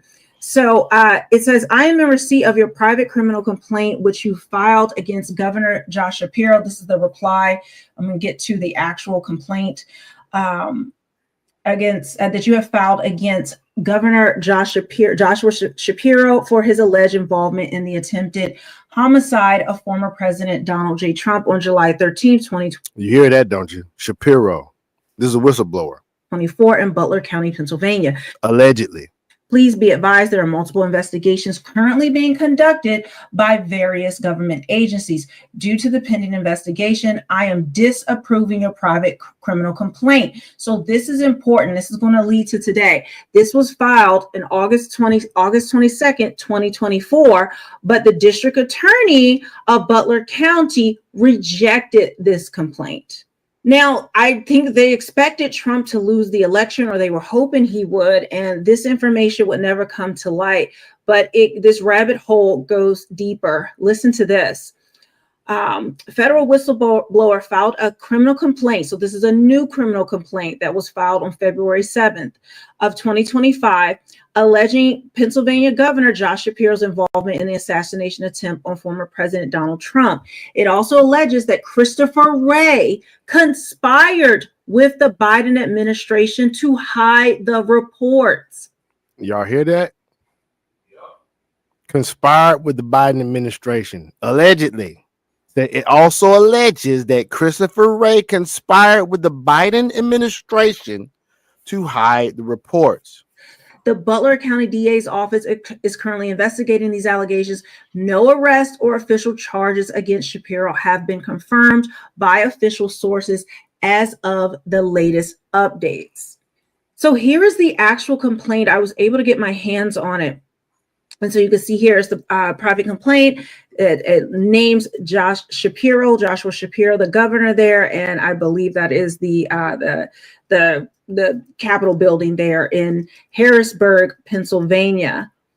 And they even have him marked his race as white, his sex as male. He was born June 20th, 1973. Sorry, this handwriting is a little messy, but there it is. Now, the name of the complainant is Hadassah Feinberg. So the person, it looks like, that has filed this complaint is Hadassah Feinberg. And this is just insane. So it gives an address of Butler, Pennsylvania. And then the defendants, Josh Shapiro and Christopher Paris, Michelle Henry, Val Arkosh, Larry Krasner, and Francis Chardo. So these were the other participants. This one does not say Christopher Wray. It says Christopher Paris. I don't know who some of these people are, but I definitely will be investigating this. Now let's look at the other part of this complaint. Let me show you this at the top. It says, so this is the defendant, and now we're going to see the affidavit that goes along with it. All of which were against the peace and dignity of the Commonwealth of Pennsylvania and contrary to the act of the Assembly or in violation of 25 and 901.902.903. The other part is ineligible. And it says of the 18. This is just the actual statutes that have been violated. And so there, Hadassah Feinberg signed this. This was filed on February 7th. Now, this is the meat. Now, this is just what's filed recently, folks. So this is something that's brand new that happened in no more than, it's the 12th of February today. So this was like only about 5 days ago, guys. This is the criminal affidavit. This is the part you're going to want to listen to. I, Hadassah Feinberg, affiant and federal whistleblower, hereby allege that defendant Joshua Shapiro and his personal, individual, and official capacity facilitated, organized, and carried out his plan to assassinate President Donald J. You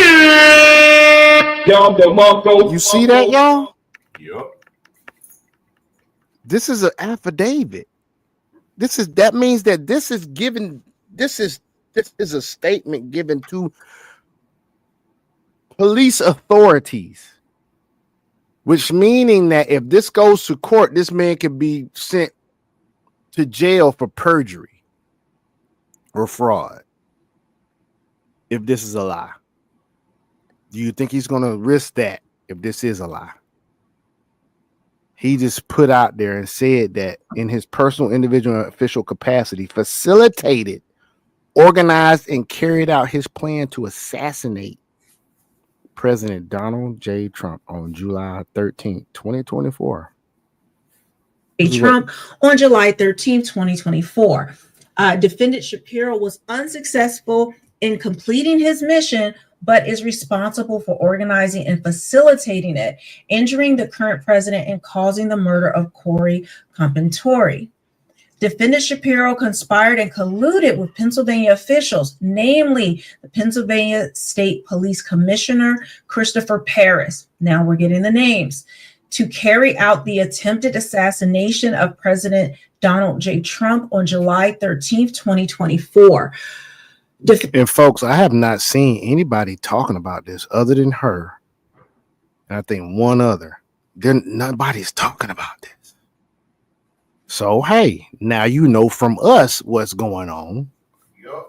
And we talked about this. Now, a lot of folks talk about this, but this is a 3-man podcast here. Let's go. Defendant Shapiro commenced the facilitation and coordination of the attempted assassination by utilizing Pennsylvania State Trooper Commissioner Christopher Paris to conceal the crimes. I'm going to move that up. Defendant Christopher Paris made false and inconsistent statements under oath to the Senate Judiciary Committee around August 2024. He falsified statements to thwart and impede the criminal investigation and obscure the discovery of facts leading to the attempted assassination in Butler, Pennsylvania. Defendants Josh Shapiro and Christopher Paris's actions were willful and not a security failure. As defendant, Paris testified under oath to the Senate Judiciary Committee. On July 13, 2024, President Donald J. Trump was shot from the Pennsylvania State Police perimeter at the Butler, Pennsylvania rally. This was not assigned to the United States Secret Service, and all statements relating to the Secret Service's failures are false. In his sworn testimony, defendant Paris fabricated, distorted, and willfully blamed the United States Secret Service for security failures and in efforts to divert the criminal investigation and conceal the crimes. Both defendants, that's obstruction, Christopher Paris and Josh Shapiro, are named on a RICO lawsuit at the Pennsylvania Commonwealth Court for their ongoing crimes of public corruption. And so these guys are already on a RICO lawsuit for that. Yep. And here's something else on top of that. This nigga here finna go. Poof. Fraud in the state of Pennsylvania against thousands of whistleblowers. Thousands of whistleblowers, witnesses, and victims. See Hadassah Feinberg versus Scott A. Evans. Wow. Dang, they got another case open. It says Maryland 2024 or MD. It says 402 MD 2024, Pennsylvania Common Court. So the year is 2024. So they already got a case that was open for that. Feinberg et al. Versus Scott Evans et al. Dang. Is insanity. On February 5th, 2025, at least 5 federal provided witness testimony to the state and federal crimes committed by defendant Shapiro. Like I said, this is a week ago, y'all. It says at least 5 federal provided witness testimony to the state and federal crime committed by the defendant Shapiro. Get you to the next part. Oof. Spanning over 10 years, including Gregory Stenstrom, Leah Hoops, and Sean Connolly. In the days leading, this is year. I don't know if it's that Sean Connery, but this is the year of truth, y'all. A lot of folk gonna go to jail, man. A lot of folk gonna go to jail. Officials, politicians, people in the movie industry. They already got talking about Blake Lively is over around there. I think she's on trial for fraud, trying to steal this dude's idea for a movie. Her and Ryan Reynolds in some deep doo-doo right now. Really, Ryan Reynolds? Come on. Yeah, it's some bull. No, he ain't the main one. It's Blake Lively that's in trouble. It just so happened I'm just saying, I have respect for that cat. Like as an actor. Oh, dang it. Come Come on, man. Dude, I could go into that. That shit's crazy. Leading up to the attempted assassination, Alex Soros made credible threats to assassinate President Donald J. Trump. Alex Soros is Soros' son. Like, this is, I'm sorry, my head is spinning right now. This is George Soros' son. He has never faced any criminal investigating despite his valid threats. Defendant Josh Shapiro, a close confidant of Soros and recipient of large campaign donations, carried out the premeditated plan to thwart President Trump from being elected. Defendant Shapiro was actively engaged in laundering funds with Ukraine. The verified election of President Donald J. Trump would not only expose Shapiro's federal laundering, but expose multiple officials from the Democrat Party who were laundering millions of taxpayer dollars. Guys, we have seen that already. I am waiting to put together a full list and several videos just to go over every single detail, every single dollar and where it went in terms of U.S. aid, because the information is all over the place and we haven't had like one big thing to talk about all of the details. Defendant Josh Shapiro invited President Zelensky to meet with him in person in 2024, where he physically signed bombs in an unprecedented photo op with the Ukrainian president. In the weeks leading up to the Trump rally, President Joseph R. Biden made frequent visits to defendant Joshua Shapiro to discuss the obstacle faced by the Democrat Party. Joshua Shapiro organized, schemed, and conspired with other officials to carry out the attempted assassination attempt against former President Donald J. Trump. Defendant Joshua Shapiro and Pennsylvania State Police Commissioner Christopher Paris are guilty and liable of willful misconduct, and their plans to facilitate and organize the attempted assassination must be investigated and charged. Defendant Shapiro is guilty of committing thousands of crimes, including, but not limited to, threatening, intimidating, and stalking federal whistleblowers, including the affiant and her children, obstructing and tampering with the murder investigation of Ellen Greenberg, actively obstructing and facilitating election interference in Delaware County, Pennsylvania in 2020. So, folks, that's going on. But hey, it's even more out there, folks. Hold on. Watch this shit. Watch this shit. Check this here out. Anthony Fauci. Out there, under investigation by state AGs.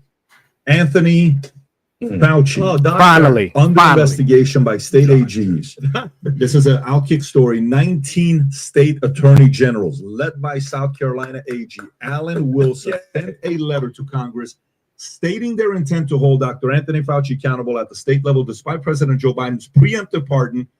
The letter says, although former President Biden attempted to shield potential bad actors like Dr. Anthony Fauci from accountability via preemptive pardon, we are confident that state laws may provide a means to hold act. So y'all hear that? Y'all know what's going on now. So, Biden preemptively pardoned Fauci and others. These jokers said, fuck that shit. Right. We gonna get their ass at the state level. So they going after Fauci on the state level, which I am so glad that they are. And this is what's going on with that. Actors accountable for their misconduct. They requested that Congress share any findings of violations of state laws so they can evaluate state level courses of action. The AGs accused Fauci of suppressing discussions about the lab leak theory and misleading the public on COVID vaccine risk, which they say contributed to an erosion of trust in health institutions.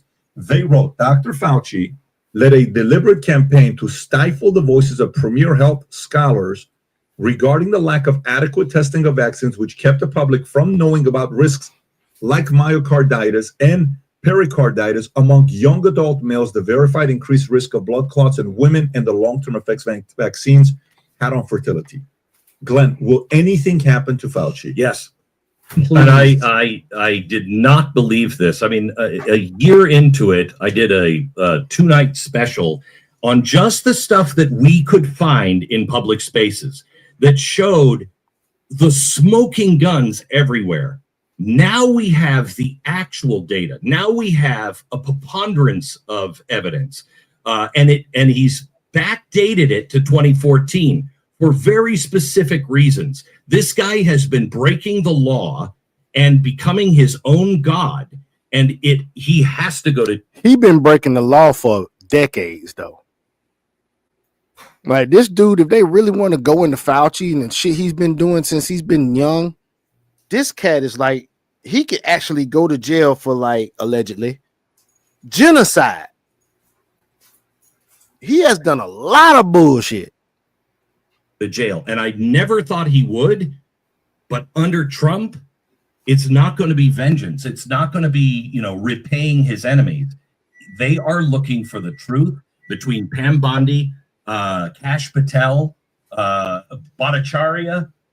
They're going to unravel this thing, and he's going to jail, and it will because of the states. They have a right and a duty to do it. Vinny, I'm glad. Like I have a list of the top 3 people that I just despise. As hard as this, being a Christian and trying to pray, and I actually have to pray for these people. That's the hardest thing I think about being a Christian. I have to pray that they get their souls intact, because at one point they're going to be judged. But he's at the top, and Alejandro Mayorkas have always been at the top. If Pat knows this, he pushed these lies. And like I saw a meme. Imagine getting medical advice from a doctor that needs a pardon for the medical advice that he gave you. Yes. That's why all these freaking Democrats, all these people, do you remember, Glenn? They would put those pictures of him in front of their lawns. Like they would worship this demon. He was the golden calf. He was the golden calf. And people are like, well, Trump was, he's been around for 7 presidents. But while this is all going on, Pat, Doge announced, and Elon, that in the past 48 hours, HHS canceled 62 contracts with 182 million, and 182 million, folks. And this hold on, this broadcast came out. They did this 5 hours ago. This is 5 hours ago. So it's that fresh, huh? That was ready for this, ready for spending. $168,000 contract for an Anthony Fauci exhibit at the NIH museum. They're like, he's a god. Put that, that's going down. And then the one more thing that I saw, it was Lauren Boebert was having a House Oversight Committee hearing, and they questioned Justin Goodman. He's a senior vice president at the White Coat Waste Project about the National Institute NIH funding research that involves, they were implanting tissue from aborted fetuses into lab animals, so abortions. That's why they're so pro-abortion. He confirmed that such studies have been funded by the NIH, specifically mentioning Dr. Fauci's NIH allergy and infectious disease. That's what he was doing. That's what he was doing. Pat, you want to hear this clip? Yeah, of course. This is it. Implant aborted baby parts into lab animals. Have you heard of that sort of research? Yeah, we did an analysis a few years ago showing that over 90% of experiments with using human fetal tissue and putting them involved animals were funded by Fauci's NIAID. Do you know where they're? Let's read that slower, because if you don't understand what he's about to say, we're gonna put it in the democratic terms so that you dumbasses out there can understand this is who you fucking been voting for. Fucking democratic bullshit that's destroying our nation. That bullshit.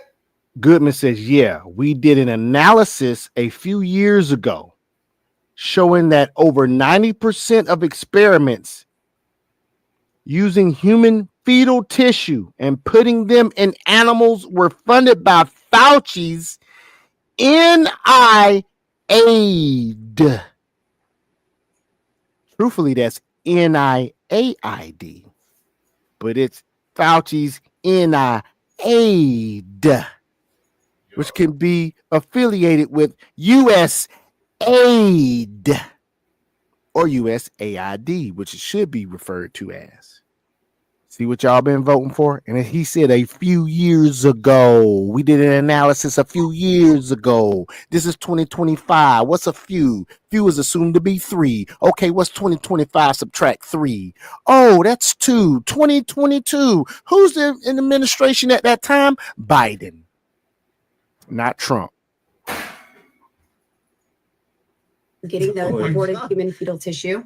A lot of it is happening at colleges and universities that have affiliated hospitals. that perform that procedure. Pro-abortion, kill your Madam babies, Chair, because I guess think we what? We need to need to look use into them that for as well. experiments on animals. And what is and honestly, when you look at Fauci and what he was starting to do in 2014, what he really started it with Dick This is disgusting. This is disgusting. Cheney right after 9/11. Almost all of these, there is no medical reason to do these experiments. They have not made medicine better. They're not making us safer. In fact, the opposite. They are making things much, much more dangerous in the world. And they're putting money in their pocket the whole time. Using grants to put money in their pocket. You know good and dang well that stuff that they're being granted, you don't need that much money to carry out these experiments. I used to work in a lab. That shit don't cost for that much money. They put money in their pocket. Find ways just doing stuff to just be doing it. If they ain't making us no better. Where is the medical evidence that any of this was good and useful? You see, where's the medical evidence? See, and people around this joker complaining about people have access to stuff. Every creditor, every bill you pay, they got access to your shit. And there's some worker somewhere in that building, because they work for that company, has access to your shit. They ain't being put through no national federal security level background check. Nigga, you can pay for the background check that they putting people through at that company that has your information. You dumbass. You gave all these people permission or access to your personal information. Whether you got an Apple, Android, whatever, AT&T, T-Mobile, Verizon, I got Mint Mobile. These jokers got access to your shit. Your bank got access to your shit. And you worry about Elon Musk, a billionaire that does not need your money, has access to your shit to make sure that the government is not doing too much wasteful spending. He's drawing down on every department. Finding billions and billions of dollars saved for American people. And it got a ticker. The last I checked was $214 a person they have saved us already. Yep. And they've only gone through what, 1 or 2 departments? They're doing the Pentagon this week. They're doing the Board of Education. These people I'm glad that they stupid. do it so that way we can get our shit back versus just sitting shit getting worse, and then it's gonna get worse before it get better. Yes, there's gonna be some prices and some things that's gonna go up, but people have to be fucking, you gotta use your brain. Right. Use your fucking brain. Of course, prices are gonna go up. Stick in there. You should already be on a budget. Stick in there. Get the essentials. Don't do no stupidity. Don't do no overall stupid spending. No impulse spending. You know, windowsill garden to get your herbs and other stuff. Yeah. Up, help you to save some fucking money and everything else, and then you'll wind up making some money later on, depending on how much that you grow. If you think about it, so that way you're not even affected by it. Like you said, use your head, man. Too many. Hey, this is how I see the times that we in now. This is how I see it. There was a time in the Bible when Joseph had to tell Pharaoh that this is the time we need to be saving. Let's go ahead and get all the coffers filled. Yep. So that's what y'all should be doing right now. Yep. Some of those coffers are crypto. Some of those coffers are ETF and real world assets and liquidity pools. You got some of those are the coffers that you need to put your money into. Some of them are just regular, IULs maybe. Some of that might be one coffer might be you investing in doing a home garden. One coffer that might be you just you may have a coffer that's just basically let me cut back on some of my spending. Let me budget better. Right. See, that's the times we in now. So basically, you got to be just strategic with everything. It's not that it's gonna be hard times. It will be hard if you don't do shit and you keep doing the fuck shit you continue to do now, which is just go out all the goddamn time. I'm in the strip club 3 weekends out the month. I'm just throwing money. I'm just acting stupid. I'm YOLO, nigga, YOLO. We ain't got but one life to live. YOLO, nigga. No, nigga, you need to be doing shit that's strategic. Because after these next few years of being strategic, then you're gonna be able to really ball out. But the folks that weren't being strategic, they're gonna be hurting. Hey boy, they're gonna be hurting. You do the right things, especially crypto. You do the right things, like what Dragon was talking about. Take you some money, put it in this. Just get every one of these cryptos that's backed. That's a utility coin. Or backed by gold, securities. Man, like, come on, they putting this shit in your face, and you still don't want to do it. That's on you. I have to say that. I'm gonna pay attention to that. Fuck that. You doing this? Oh, okay. Thank you. Let me go ahead and take notes so that way I can be ahead, because they are legitimately gonna say this. Well, why didn't you take advantage of it when everybody else had the availability before we got it? That's literally what they're gonna say. Even though I got 1,000 in XLM and 1,000 in Hedera, I'm finna start putting some money in some of these other utility coins. Sure. I mean, I already had a little Avalanche, but I ain't got enough. I need to get some of that, but that Ondo, Velo, Drone, especially those, because that's where they're pumping shit into. Because like Velodrome, and XLM, they're all networked in on that XLM network. And then with Ondo Finance, BlackRock working with Ripple on the XRP ledger to create their fucking stable coins of what they're fucking minting out. It's like, oh, okay, let me go ahead and jump on this stuff real quick. So yeah, get into it, folks. Let's continue though. Can't even make that argument. Zero. And the only comfort that I could have, Glenn, and I was thinking about this yesterday, for the rest, because they took away his security detail. He's finished. He has to pay for his own security, which is good. For the rest of his life, Glenn, anytime he looks out of the window or he's outside in public, he's always going to be like this. At least I have that comfort, because how many people's lives he ruined, how many kids' lives have been ruined, and how many people freaking died that they couldn't go to their grandfathers and grandparents' funerals because that scumbag knowingly knew what he was doing. Well, I hope that nothing happens to him except he goes to jail. No, I want him in prison for the rest of his life, but he's going to be nervous everywhere he goes for the rest of his life.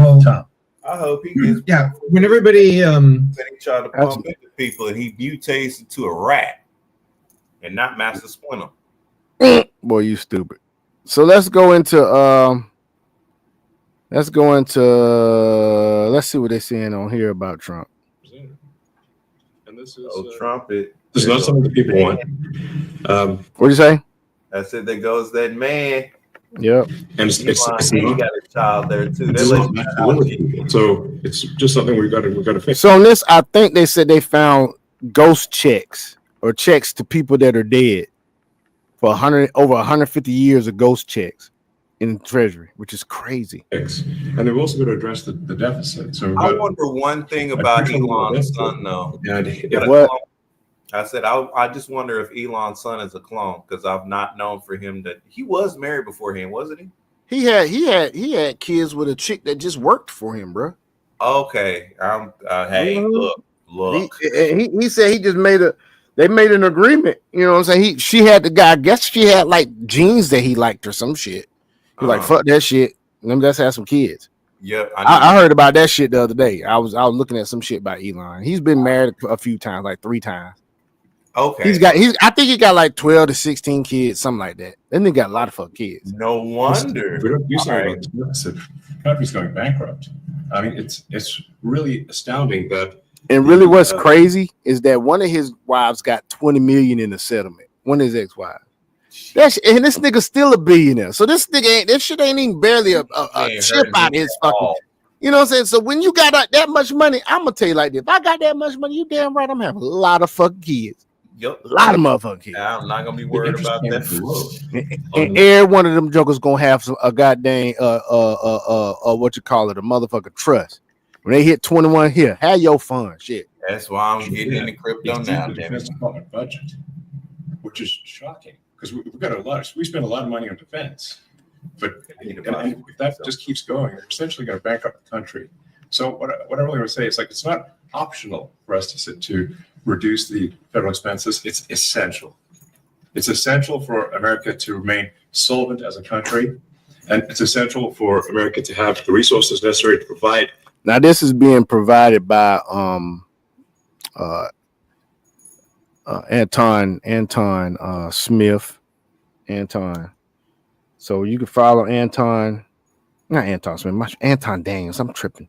Anton Daniels and Anton Daniels on YouTube. Okay, you can follow him there. But this is just very interesting. You're gonna hear him start talking about it. But as you can see, Elon's in the Oval Office, and they're talking about all of the expenditures that they've been finding, all this wasteful spending as they're going through the Treasury. And they've already been going through USAID. That was last week. This Treasury shit now. Right. Dead people getting checks, y'all. Things to its citizens and not simply be servicing vast amounts of debt. And also, could you mention some of the things that your team has found, some of the crazy numbers, including the woman that walked away with about 30 million? Here we go. Some of the stuff that you found. In tacos, so I'm happy. Huh? I just made some late night Dominican tacos, so I'm happy. Oh shit! But yeah, but basically, y'all, he's about to talk about stuff they found. Listen up. Right. Well, we What? Yeah. I'm sorry. Who Yeah. walked away with what? Walked away with 30 million. Before we get 30 into that, million. This is basic math and basic economics.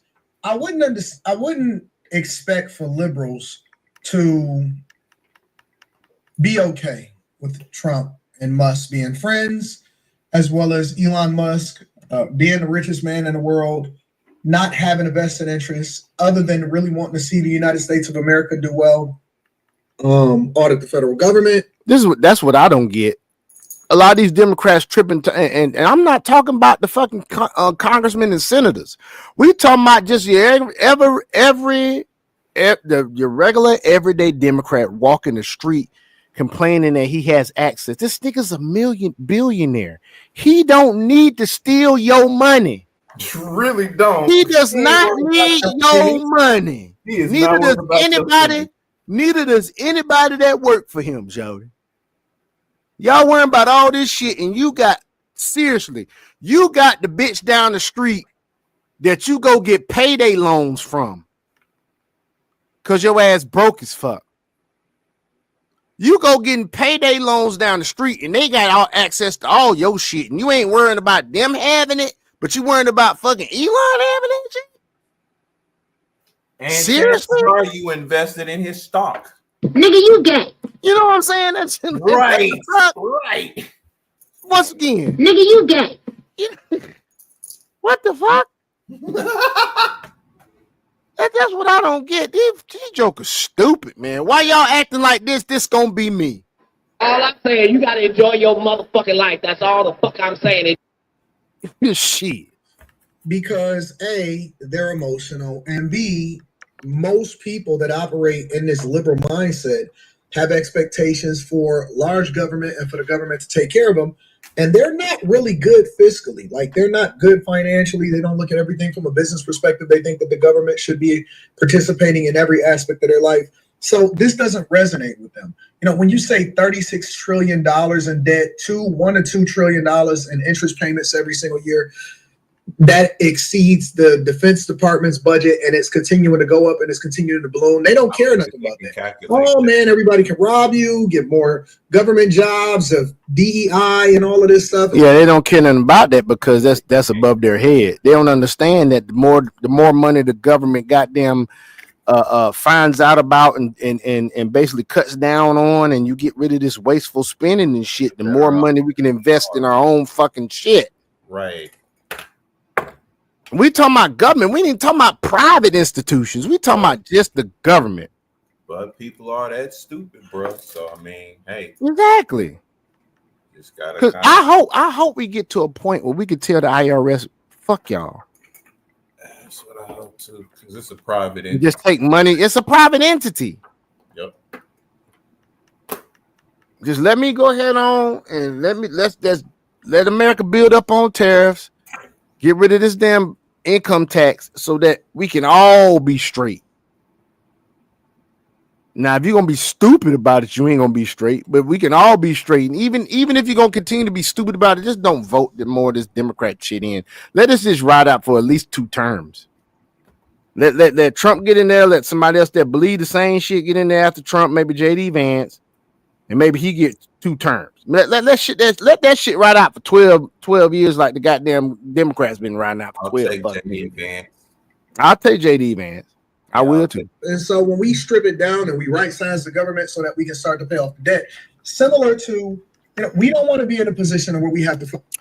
Check this out. What if it's JD Vance, right, for president, and fucking Tulsi Gabbard's is fucking vice president? Ooh. Because she's the director of national security right now, and he's vice president. Now Rubio is the state. Now he's probably gonna want to run because Rubio's state, what they call it? He's the what they call it? What do they call it, man? He's state. I'm drawing a blank too, man. I'm drawing a blank. But if, like, for instance, like they have an order of they got an order of if the president is assassinated, who takes charge, and is president. If he's assassinated, vice president takes charge. If the vice president is assassinated, then the person that's behind the vice president is where Mark Rubio is. I just can't remember the name of the position. It's because you have an attorney general, you have, which is behind that. So attorney general will be number 4, if I'm not mistaken. Number 3 is it's director of State Department. That's not what it's called though. Mark Rubio is something else, but I'm gonna figure it out. Let me just keep playing this, and I'll just look it up. File for bankruptcy as a nation. You know what I'm saying? And so while we have irresponsible members of Congress that doesn't do anything, you finally got some people that'll do something for the American people, and hopefully we'll be operating at a budget. Not at a budget deficit, but we'll be operating at a surplus. And Secretary of State. So Mark Rubio's Secretary of State. So that's when you talk about the next election. If let's say that JD Vance don't run, then they're gonna be looking at Mark Rubio because he was Secretary of State, or they'll be looking at they'll be looking for JD Vance to choose Mark Rubio as vice president. So you can have either JD Vance, Mark Rubio vice president, or JD Vance, Tulsi Gabbard vice president, or you may have JD Vance and Mark Rubio. They run. Mark Rubio might run for president again later in the future and have Tulsi Gabbard as his vice president. But I think at this point in time, I think Tulsi Gabbard is going to be somebody you're going to look at as being up there for presidential. She might be. Hell, Keith Hegseth, he might run in the future. They saying Donald Trump Jr. is going to run sometime in the future, but I don't think it's his time. You got too many people that are a little bit more trustworthy than him. He has some smudges on his damn record. He's got some smudges that you'd be like, from the first Trump administration, he's not like that person that you want to put up there that's like almost like a shiny nickel. Tulsi Gabbard's one of them people you want to put up there as like a shiny nickel, because you can't really say, what has she done wrong? Like, they have to really probably dig deep to see, to try to make her look bad. Right. You know what I'm saying? More so than JD Vance. So I would say if I was the Republicans, I'd be like, the more simple choice with anything is to have fucking JD Vance run and her be vice president, or it might be if Vivek wins this Ohio governorship, he might be somebody in the future you look to. But I think JD Vance would be the front runner for be the presidential nominee, and I think Tulsa would be a good vice president, or Vivek Swamy. He might be a good vice president. Swamy, that dude's on point. Yeah. Position, but let's continue to hear what Elon Musk has to say. This woman that got 30 million, that's crazy. We do find it sort of rather odd that there are quite a few people in in the bureaucracy who have ostensibly a salary of a few $100,000, but somehow manage to accrue tens of millions of dollars in net worth while they are in that position. Exactly. See, this was what Max had mentioned. What was it? A few days ago. Yeah. He said, "How the fuck?" No, when we was on the call the other day, he was like, "How the fuck you got all? You making a 6-figure salary, which is what they pay in Washington to the congressmen, senators. You got some of their staff are making low 6 figures. They're making high 6 figures or mid 6 figures. Maybe not high, but like mid. Because you got to think the president gets like $250,000 a year. Some congressmen in the ones and stuff. That's what you're getting. And he's talking about, but you got your net worth has grown by millions. Like, how the fuck is that happen? How the fuck is that happening? Which is, what happened here is the idea. We're just curious as to where it came from. Maybe they're very good at investing, in which case we should take. Hold on, little man. You got to cover your mouth. Yeah, that is true. How do you accumulate tens of millions of dollars in net worth, but you got a $200,000 salary? Shout out to Congress. Shout out to Nancy Pelosi. Investment advice, perhaps. But just there seems to be mysteriously they get wealthy. We don't know why. Where does it come from? And I think the reality is that they're getting wealthy at taxpayer expense. That's the honest truth of it. So we're looking at say, but your everyday run of the mill Democrat out here in the freaking world, complaining all on Facebook, been attacking me, telling me my mindset's fucked up. These motherfuckers don't understand that this joker is trying to help you out. You over there complaining about him having access. Oh, you got a fucked up mindset. You just believe anything that Trump and them saying. Like, no, dumbass. I research stuff.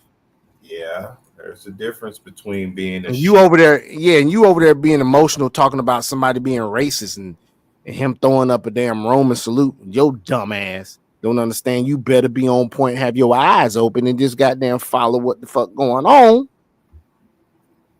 Get clued into certain financial shit they talking about so you can come up. But no, you too busy worrying about somebody being racist. And I mean, if anything, if we want to really tell the truth about it, Hitler actually liked us Melanites. It was the other individuals that he was kicking out due to the fact to where what's happening over here in the United States was happening over there in Europe. And that's the reason why, like, the burning books and stuff was for transgenderism and other stuff. When you actually look at the actual fucking history of it, it wasn't us that he was getting rid of. He likes us. Why do you think they like us over there in Germany? Hello. Yes, there's racism all across the world, but relatively speaking, it wasn't us. So that's, man, come on. These motherfuckers are stupid. I mean, folks don't understand. They want to call somebody racist when Trump sent his own private jet to go get Mandela. He's the only fucking president that did something for us. Obama didn't do a damn thing for us, but President Trump did. So fuck out of here with this shit. Well, allegedly, the reason why Obama did so much for the LGBTQ rights. Oh, don't they put a plus on the end? Yeah. Allegedly, the reason why they say the reason why he did so much for their rights is because of Michelle or Michael or whatever you want to call him. Allegedly, that's what they say. The reason why he did so much for their rights is because he was married to one. Of course. So he gonna have to appeal, because if not, why ain't you this? Why ain't you that? Why ain't you do this? You know that we gonna need to do that. That's the reason why they had that push so much, and why underneath that one and underneath Biden, why it was pushed. You know, the moment that Trump came out, now that he's president, notice where they were bitching and fussing. Now they're awfully quiet. Mm-hmm. Now they're quiet. Mm-hmm. Quiet as hell. What about my rights? What rights? What are you talking about? Soon as that shit happened with the gender change and fucking on congressional making it only recognizing male and female, you ain't heard shit from him. Nope. You ain't heard shit. Because really and truly, man, that's that you have to look at it from you have to look at it logically and be like, okay, if people are actually around here thinking that they're born something that they really aren't, it has to be something mental that they're going through. Mm-hmm. So we can't be changing all these laws to help y'all out unless we evaluate what's going on with you first. Because this is totally out of ordinary. This is not something that's normal. Stop trying to normalize it. Because y'all shit is changing the Constitution. That's the thing. We are a constitutional republic. We're under the Constitution. We are not a democracy. We are a republic. About it too, that's the real kicker. They can't reproduce, so you have to recruit in order to get other people in the midst, which means if they don't recruit, they don't fucking exist. Hello. That's the only reason why you're even there. And then because they're poisoning, and yes, I'm saying that because that's what it is. They're poisoning the mentality of individuals, making them think that there's something else from what they are. Beforehand, remember that wasn't going on with that at all. You know what I'm saying? At all. Here's the thing, man. Here's the thing. We can make it even simpler than that. You don't really get taught human sexuality or physiology or none of that shit to you in middle school. Like, and that's home economics. Like, they don't really teach you health class like with sexuality shit until, if I'm not mistaken, they ain't talk about sexual transmitted diseases and all that shit until like college first year. You know what I'm saying? Right. Because you're an adult then. 18, you're an adult now. They don't teach you that health class shit when you're young. So we talking about heterosexual sexual development and health. It's not taught until college years. But let's go ahead and fact check that then. When is sexual education introduced in schools? What level? Let's see what it says. Sexual education was introduced to school in the United States as early as 1920s. No, I'm not looking for that. I'm talking about when is it taught? When is sexual education introduced or taught? What level? Okay, what level? I'll just put it like, what grade level? Yeah. What grade level is sexual education offered? So it says here, sexual education offered to students in grades 7 to 12. National Sexual Education Standard provide guidance to schools on what to teach in each grade level to help reduce sexual harassment and assault and raise a generation of young people committed to culture of consent. That's grade 7 to 12. So at grade 7, my son is going to grade 4 next year. Now he is only 8, so he's becoming 9 in March. So grade 7, if I'm not mistaken, that's the age of about, let's see, that's age, isn't that 10? Yeah, around 10, 11. That's 10. My son is in the 3rd grade, but he's 8 years old. So that's 3 plus 5 is 8. So 7 plus 5, 12. You're 12 years old, grade 7. Yeah. 12 years old, which I think is appropriate because now you're starting to go through goddamn puberty. Your adolescent starting at 12, you're adolescent now. Girls have already started puberty at this time. Guys started around there, about 13, 14. So that's appropriate to start that. But you got to understand this damn transgender, this all of that shit. They was trying to introduce that shit to elementary school kids. Yeah, so that way this shit is demonic. That's the only way to recruit them. Exactly. Trying to get them before they know what's going on with themselves. Trying to get them to know about gender hormonal therapy to change your gender and shit. No child need to know about that damn. No, I don't need to know about that shit. So that shit is unconstitutional, man. That's why it's like we are a constitutional republic, man. We are a republic. We are not a democracy. We are a republic that we practice democracy, but we are a republic. We are not a democracy. And so each state has their own laws, but we're still under the federal government, but we're under constitutional law. Right. We'll just if you look at say Treasury, for example. Which, by the way, I must mention, all of these judges talking about they blocking this and they pausing this on executive orders. That's actually unconstitutional. Because the only power that the judicial branch has over the executive branch is federally, they can put an impeachment on or have an impeachment of the president. But Congress has to vote on the impeachment. It has to start in Congress. They are not about to impeach that man because he's So in other words, a judge can't just come out in any state and say, I am pausing this in my state. You can't do that shit because he has an executive order. You can't even touch that shit. That's unconstitutional for any judge to pause. All they can do as a judge is deem what he has done as unconstitutional. They can do that. They can strike down his executive order, but they can't stop it. Right. That's all they can do. And then Congress has to go and has to vote on it to stop something. So all this shit these judges doing, that shit is unconstitutional. Basic controls that should be in place, that are in place in any company, such as making sure that any given payment has a payment categorization code, that there is a comment field that describes the payment, and that if a payment is on the do not pay list, that you don't actually pay it. None of those things are true currently. So the reason that departments can't pass audits is because the payments don't have a categorization code. It's like just a massive number of blank checks just flying out the building. So you can't reconcile blank checks. You've got comment fields that are also blank, so you don't know why the payment was made.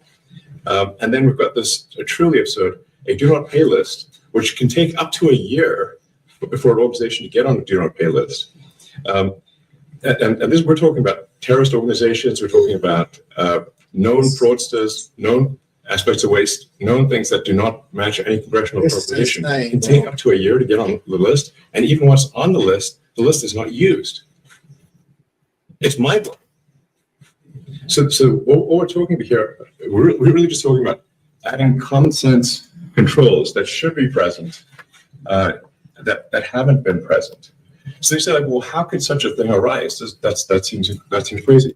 Y'all understand what he's saying? Yep. Like you can't reconcile a check that ain't got that's blank. So some of the shit we can't reconcile, but we can stop it. And then now he's talking about putting controls in that are gonna stay, that makes sense. Like always, you can't fucking send out a check if they ain't got no blank. That would be a control. You can't send out no checks unless they have some way of tracing it. Can't trace that bitch, we ain't sending that shit out. Nope. Plain and simple. When you understand that really everything is geared towards complaint minimization, so that then you understand the motivations. So if people receive money, they don't complain, obviously. But if people don't receive money, you could tell this nigga smart as fuck by the way he talking. Hell yeah. Most folks don't talk like this. Man. You know what I'm saying? Yes, I know. I can understand him, of course. I can totally follow him, but see, I don't talk like him. You know what I'm saying? That's my thing. I like to emulate that type of speech and articulation, especially when it comes to settings. So, like when I'm reading the crypto. At the same time, though, this nigga has Asperger's. Though I'm not gonna totally follow what he does. I'm not gonna totally follow how he says it, but he does. I'm not gonna totally say it like he said because he has Asperger's. But at the same time, so that means he's not social. So he's not gonna put it to you like a layman is gonna understand it. I'm gonna talk to you like a layman is gonna understand it, but he's not gonna talk to you like a layman because he's not a layman. they do complain, and the fraudsters complain the loudest and the fastest. So then when you understand that, then it makes sense. Oh, that's why everything they approve all the payments at Treasury. Because if you approve all the payments, you don't get complaints. This is insane, bro. It is absolutely mind-blowing to think. Well, it's not mind-blowing because it's almost like we all knew the whole time, but for whatever reason, we tried to act like it didn't exist. Man, I already knew. If you're doing it the right way and you have to pay this egregious amount of taxes to know that somebody else is getting all of y'all tax money, so much, bro. My whole time I've been saying to myself, dude, it's been more and more apparent to me the older I get I pay taxes on my okay. So you get paid a check. You got FICA, you got Social Security, you got fucking. If you just look at your check and see the taxes that you got to pay on that bitch, you be like, okay, so this is going to my Social Security, this is going to this is going to my 401k. Okay, that's not a tax.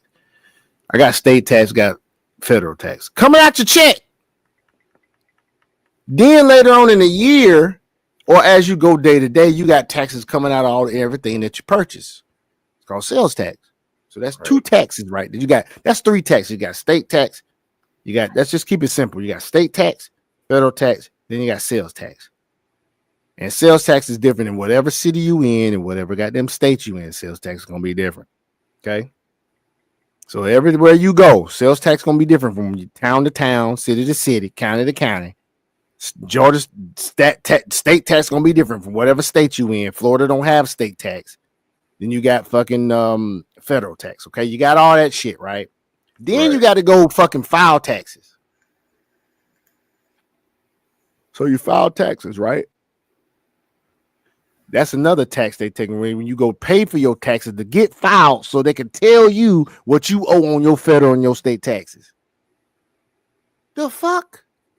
So we got to get, and then once again, you got a sales tax on that. So you got a sales tax on you purchasing, or you fucking going to H&R Block, or you going to motherfucking Jackson Hewitt, or your personal tax person. You got to pay them to do your taxes, and you got to pay sales tax on the fee that you pay them to do your taxes. Right. So that's 4 taxes there. So now you pay 4 taxes.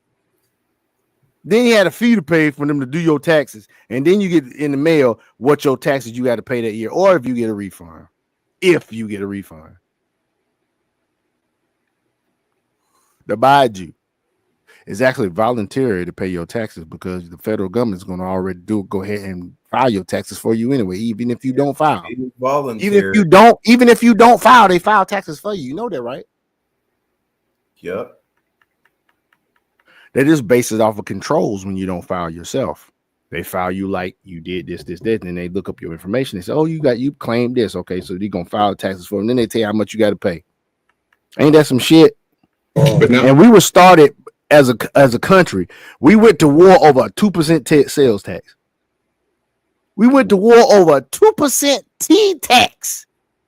A tax on tea, y'all. That's the Boston Tea Party. We dumped tea in the fucking harbor because they had us paying a 2% tax, y'all.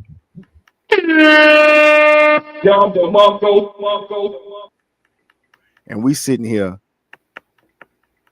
okay with paying sales tax, state tax, federal tax, taxes on whenever we purchase shit, taxes on when we file our taxes. And then they tell us how much we got to pay in federal and state tax that we've already paid out of our check for the whole year. So basically, they're going back and looking and seeing if you paid taxes properly, because they take taxes out your check based on what you file as a person, whether you married, whether you single, whether you got 2 or 3 dependents, all of that shit. That's what they take out your check, and then they go back and make you file again to make sure you wasn't fucking filing different than when you supposed to file, so they can make sure they take the money that they were supposed to get out of the citizens who are staying in a country that was founded on the fact that we didn't want to pay no fucking taxes. Ain't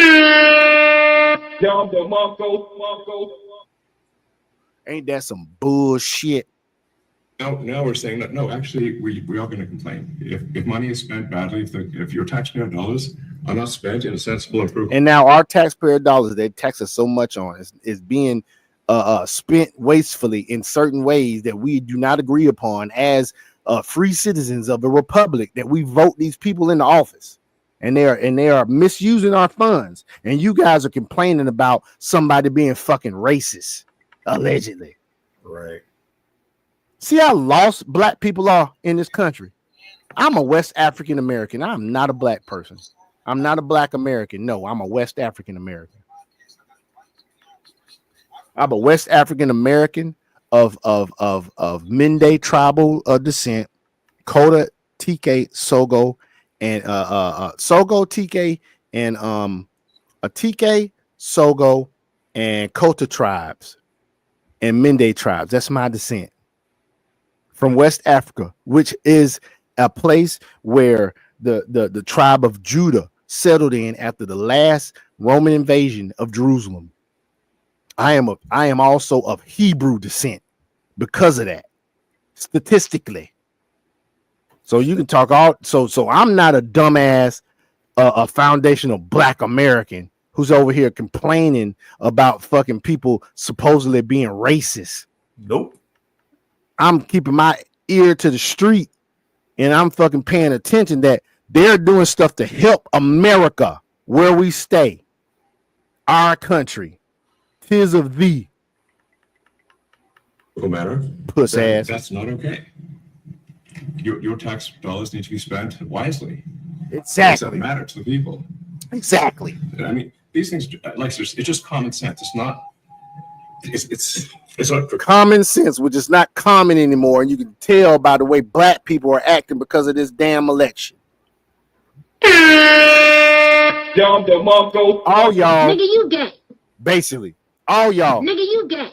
I'm serious. Nigga, you gay. All y'all, the way y'all acting stupid, just stupid. Wake the fuck up. Everybody that's woke is still asleep. Everybody that's woke sleep as hell. That woke left this agenda, y'all sleep as hell. They just trying to keep y'all asleep by saying you woke. You ain't woke. You not woke.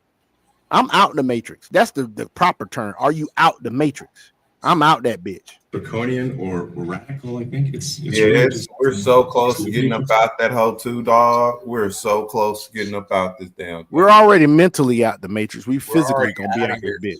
Yeah, we're put it like this: we're spiritually, mentally, and we're about to be financially out of the matrix. And the part is going to happen, but all the other stuff, because it's already written for us to be there, because that is where, and I see it like this: that's where God has called for us to go and for where us to be at, which is in other lands, so that way we can still prosper and we can grow. Because we can't grow and prosper in a land where it's fighting against us. And God did, I forgot exactly who it was, but he told him to go to other lands so that way he can be married and he can have his offspring.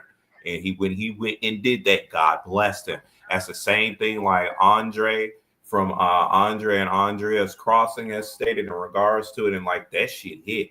I'm like, that's the reason why I don't have any children here. I'm not married. I'm focused on getting my life together. And because of the type of individual that I am, I'm not about to put up with no bullshit or nothing else like that. Like those bullshit motherfuckers avoid me like the plague. Like they cannot stand me. And I like that. I'd rather for them to avoid me so that way I can have the quality women of class and marriage material approach me, or me be able to see that within them after vetting properly, so that way I can go forth. All that extra shit, I'm not about to waste my time, resources, mentality, energy, none of that shit. You can go kick rocks, go do that to a sap. Yeah, I'll say this. I'll say this for those of y'all who still are not in the know. So basically, look at it like this: we all God's children. If you have melanin in you, you are God. You are already of Hebrew descent and don't really realize that shit. You God's children already. Now, we've been growing up saying that if you accept Jesus Christ, you are in Abraham's seed. You are in Abraham's lineage. But they skipping the fact that we are actually Hebrew. See, they just said they said already, and that's part of the white man's agenda when it came to Christianity, saying you had to accept Jesus Christ as your Lord and Savior before you be engrafted in Abraham's seed. But in all actuality, and I'm not saying don't accept Jesus, so don't get it twisted, because Jesus is part of this. Jesus is part of this. You have to be a follower of Jesus, but at the same time, that is Yeshua. That is Yeshua. That is his Hebrew name, Yeshua. And so us being Hebrew, we are under Yahweh. Yahweh's God. Yeshua is his son, who is also God. So looking at that, he said in the beginning, he said for us to multiply. In the Old Testament, he told us to multiply and to have dominion over the land. So wherever you put your foot, you have dominion over. So he's saying go out and go into other lands. So we were put into America by being descendants of slaves or people that came over the Bering Strait, regardless of how your people got here. you're supposed to go and conquer other lands too. So us being blue book gentlemen, we've already decided we're gonna go and live somewhere else other than America. So also, if you're looking at the Bible biblically, America's not in any of none of the apocalyptic last day prophecies. America's not a part of it. None of that. Nope. We're supposed to return back to Jerusalem. That's where we're supposed to go back. And whether you say you African or you Black American, regardless, you're supposed to go back. You're supposed to go back. So I'm going to Dominican Republic, and it'll be other places too, because I won't land in Sierra Leone. That's another part of my destiny, of my calling, is to go back. It belongs to us. Go back. America don't belong to us, regardless of who you are. America is not the final resting place. That's not where you're supposed to stay. This was a land that was discovered by Black folk. Now, we did discover this bit, but nobody was here. Nobody was here. You can go back and study that shit about Pangea. It was one continent long time ago before people was even walking on the land. Pangea. Then the continental plates shifted and boom. Then the place separated. Bering Strait. That's how people got over here. This land was discovered by nobody until the Black people came over and fucking in canoes and shit, discovered this shit 3 centuries before Columbus even came over to this bitch. Sure. So there are Black people that's over here that were not part of the slave trade. But for them to say that there was no slave trade is bullshit. And also to say that America was Africa, no, fuck it wasn't, man. Look at Africa. Look at there's more temples over here, but it's not because this is Africa. It's because people came over here on the Bering Strait. They were over there in Africa, whether they came by canoe or the Bering Strait, and they built temples and pyramids. That's what they knew how to do. Wasn't the fact that this was Africa before? No. We discovered it, yes, but this wasn't Africa. Look at how the minerals are distributed on the crust. In the crust, and you can tell, anybody will tell you the continent of Africa is the richest continent mineral wise in the world. Why do you think so many countries in Europe were fucking splitting up the continent of Africa? They got together, they met 8 countries. They got together and they met to talk about how they was going to split up the continent of Africa when it comes to colonization. Look it up. So on the history books, all information is at your fingertips. Look it up. Africa is the richest continent mineral-wise in the world.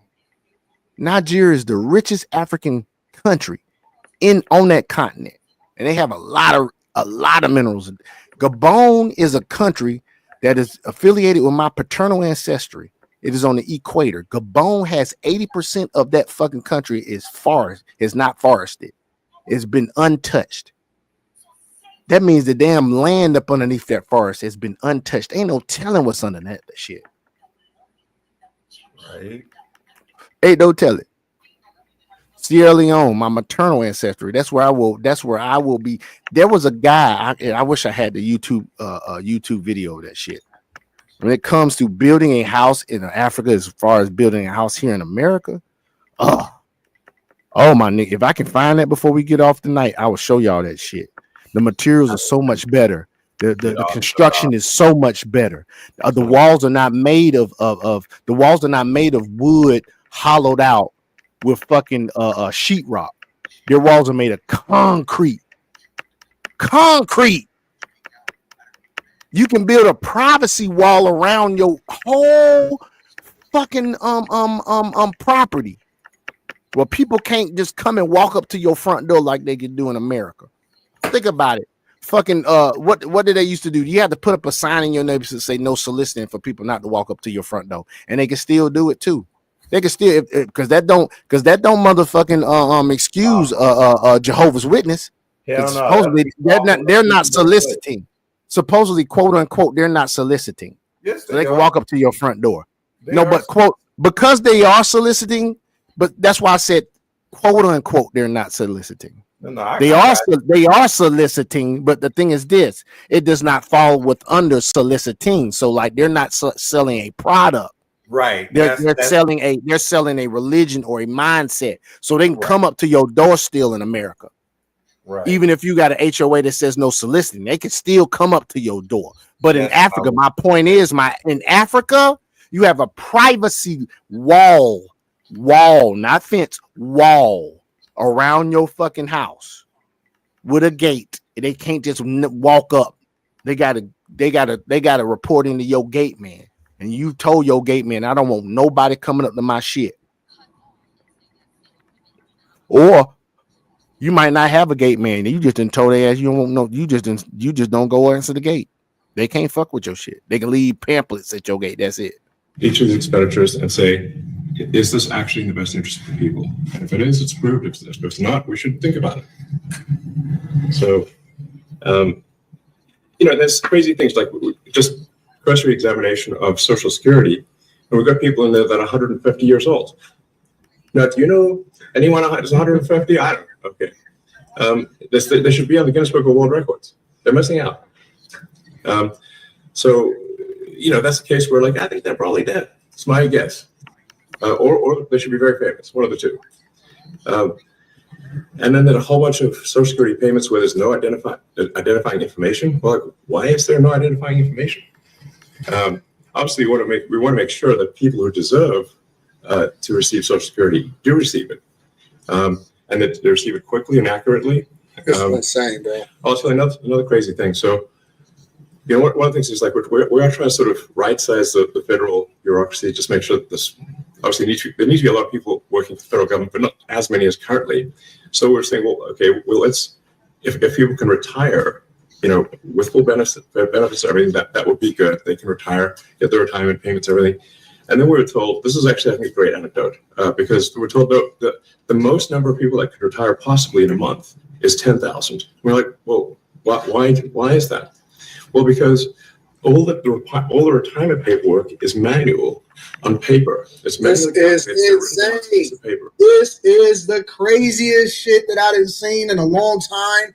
Dog, if this ain't the biggest fraud in history, this is the biggest fraud in history, in the history of our country, in my lifetime, certainly. This is absolutely crazy, bro. Then it goes down a mine. I'm like, what do you mean a mine? Like, yeah, there's a limestone mine where we store all the retirement paperwork. What? And you look at a picture of this mine. We'll post some pictures afterwards. And this mine looks like something out of the 50s because it was started in 1955. So it looks like it's like a time warp. And then the speed, the limiting factor is the speed at which the mine shaft elevator can move determines how many people can retire from the federal.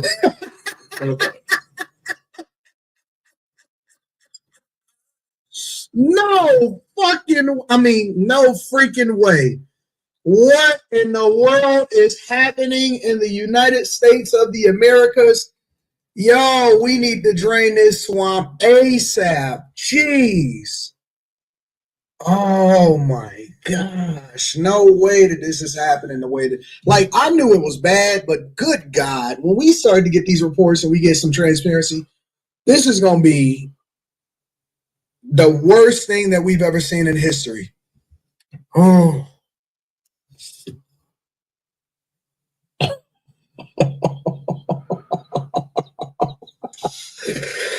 Oh my God. Y'all tap into the Patreon. Make sure you link up. That link is in the description. Also, Teach Henley, 40% off your first order plus 20% off life. We're going to talk about this on the Millionaire Morning Show in the morning.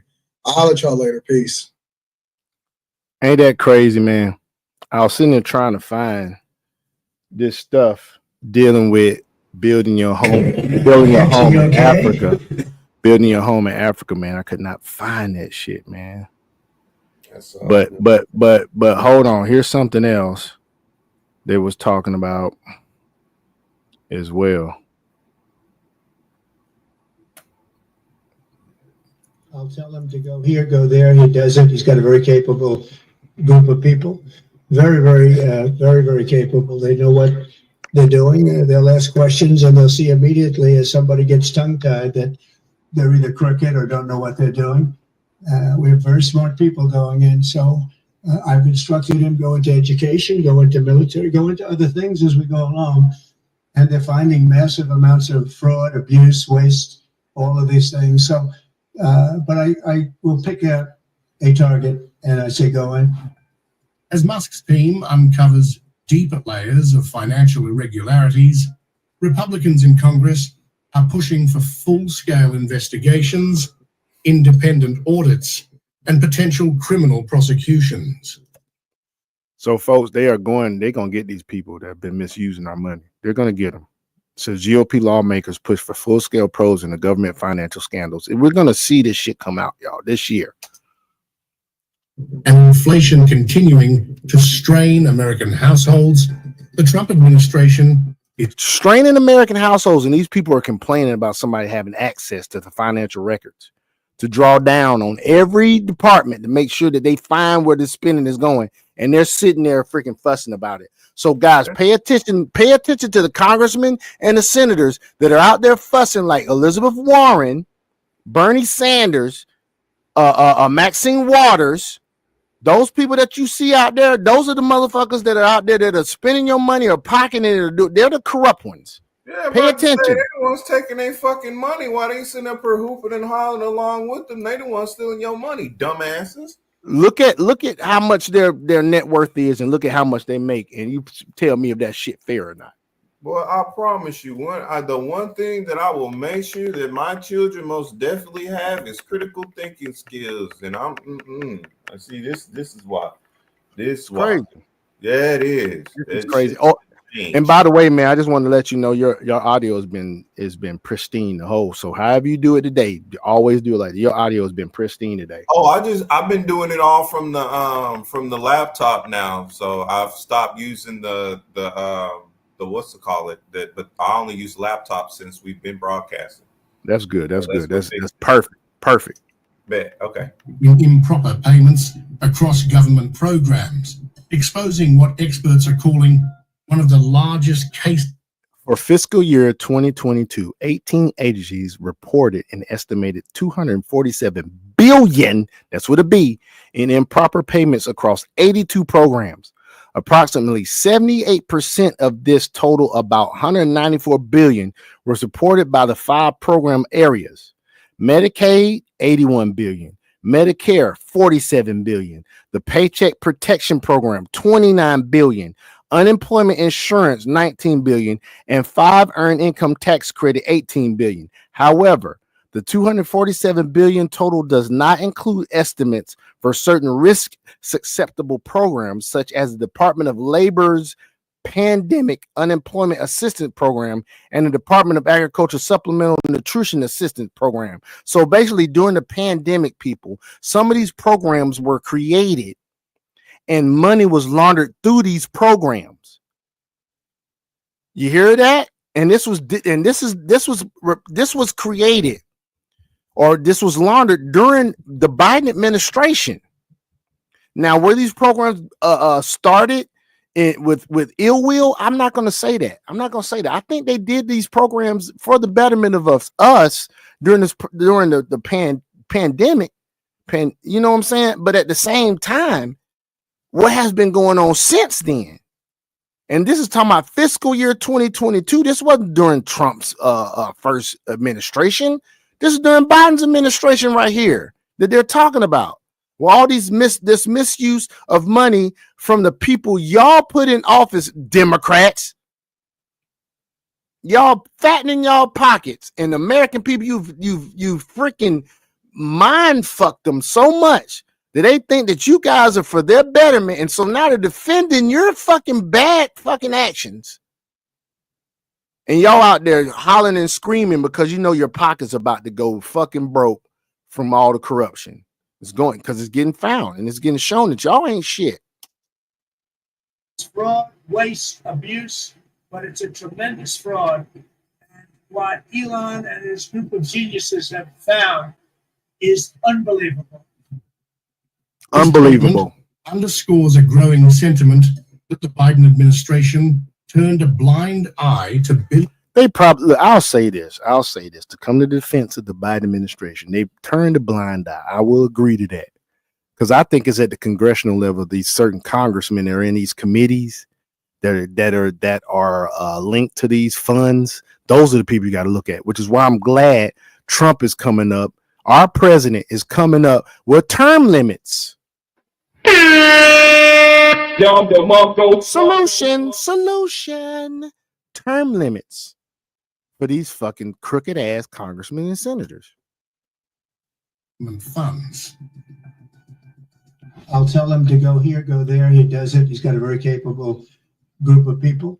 Very, very capable. They know what they're doing. They'll ask questions and they'll see immediately as somebody gets tongue-tied that they're either crooked or don't know what they're doing.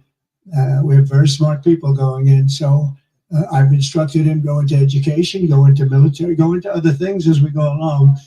And they're finding massive amounts of fraud, abuse, waste, all of these things. So, but I will pick out a target and I say go in.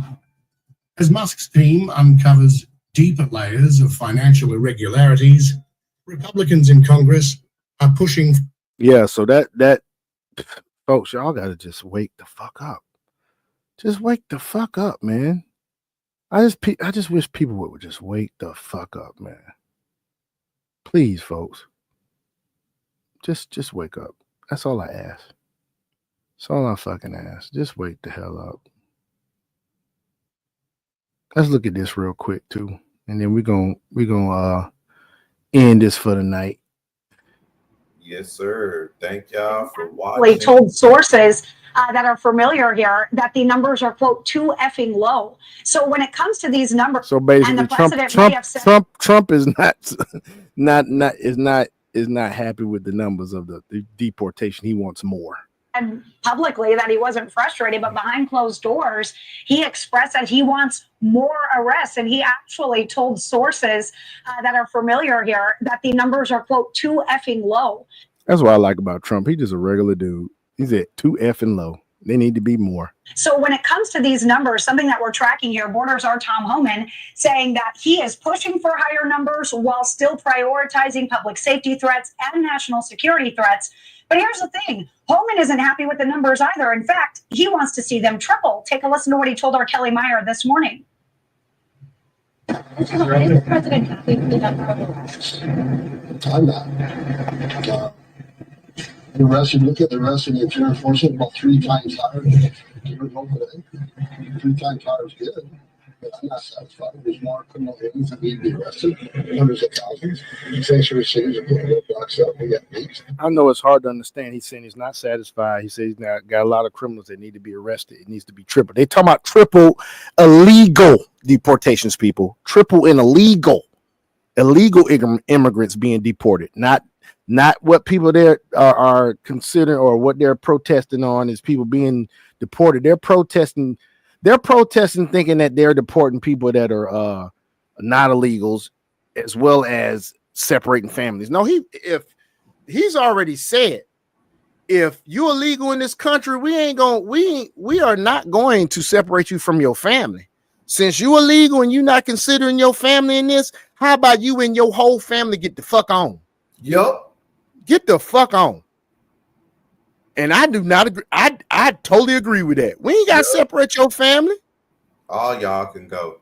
All y'all can get the fuck on. Yep. We ain't gonna do that. We ain't gonna separate you. Just get the fuck on.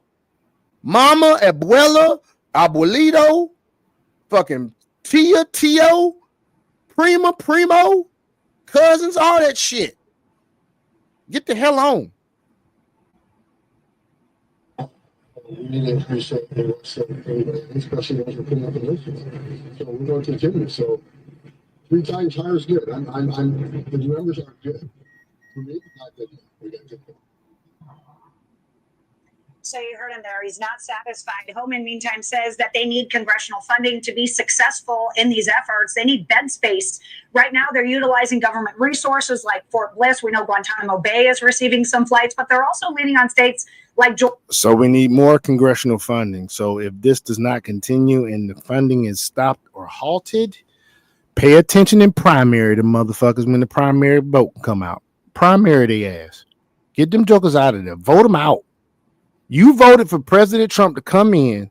You can see by the electoral college vote and the popular vote, most of America is in agreement with what Donald Trump wants for this country, which is protection, which is getting these illegals out of here. So if Congress needs to give more funding, the funding is not awarded, which it should be, because there is a majority rule in the Congress of Republicans, a majority rule of Republicans in the Senate.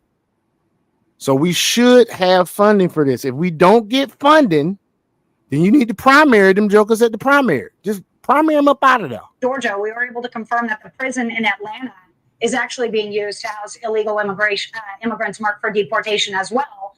Now, in order to actually help cover more ground here, because not just bed space that is an issue, we've seen all these different agencies jump in to help, and you can count on the IRS as well here, Nicole, because the Department of Homeland Security actually is seeking to deputize some of its IRS agents, namely the ones that have an investigative background, so can actually help out with some of these ICE arrests and jump in. So that is one effort that they're making to kind of get to that 12 to 1,500 number that you heard them talking about there. Boy. That's all I want y'all to see. I don't, that dude gets on my nerves, even though he does talk truth stuff. He gets on my fucking nerves. But yeah, man, I think we're gonna go ahead and call it a night. But I wanted y'all to see that shit. So we had a good crypto night tonight. That was good. We had a good crypto night. We had good discussions about all the stuff that's going on that our president is doing to protect this country. And I'm glad that we put the right president in place. I think it works out so good, man. I think it's doing good. And people are sitting there being, negative about it, but I think this country is headed in the right direction. I believe it's headed in the right direction, man. And then things have been good for us at the very beginning of the year, so the rest of the year is going to be good for us as well, too, especially in the financial sector, because of where we decided to make sure that we hopped up on and didn't get distracted or fell back behind the other stuff, which is purposely set to set people back that's supposed to be set back. But yeah, I say this, people are where they are in life based off of their choices and decisions. So if you're sitting around and you're not happy where you are in life, what choices and decisions are you making to make yourself better? That's all I got to ask. Yeah, man. But yeah, folks, appreciate y'all tuning in tonight. That is the 3-Man Podcast, and we are out of this thing, baby. Much love, and we will catch y'all again. Peace.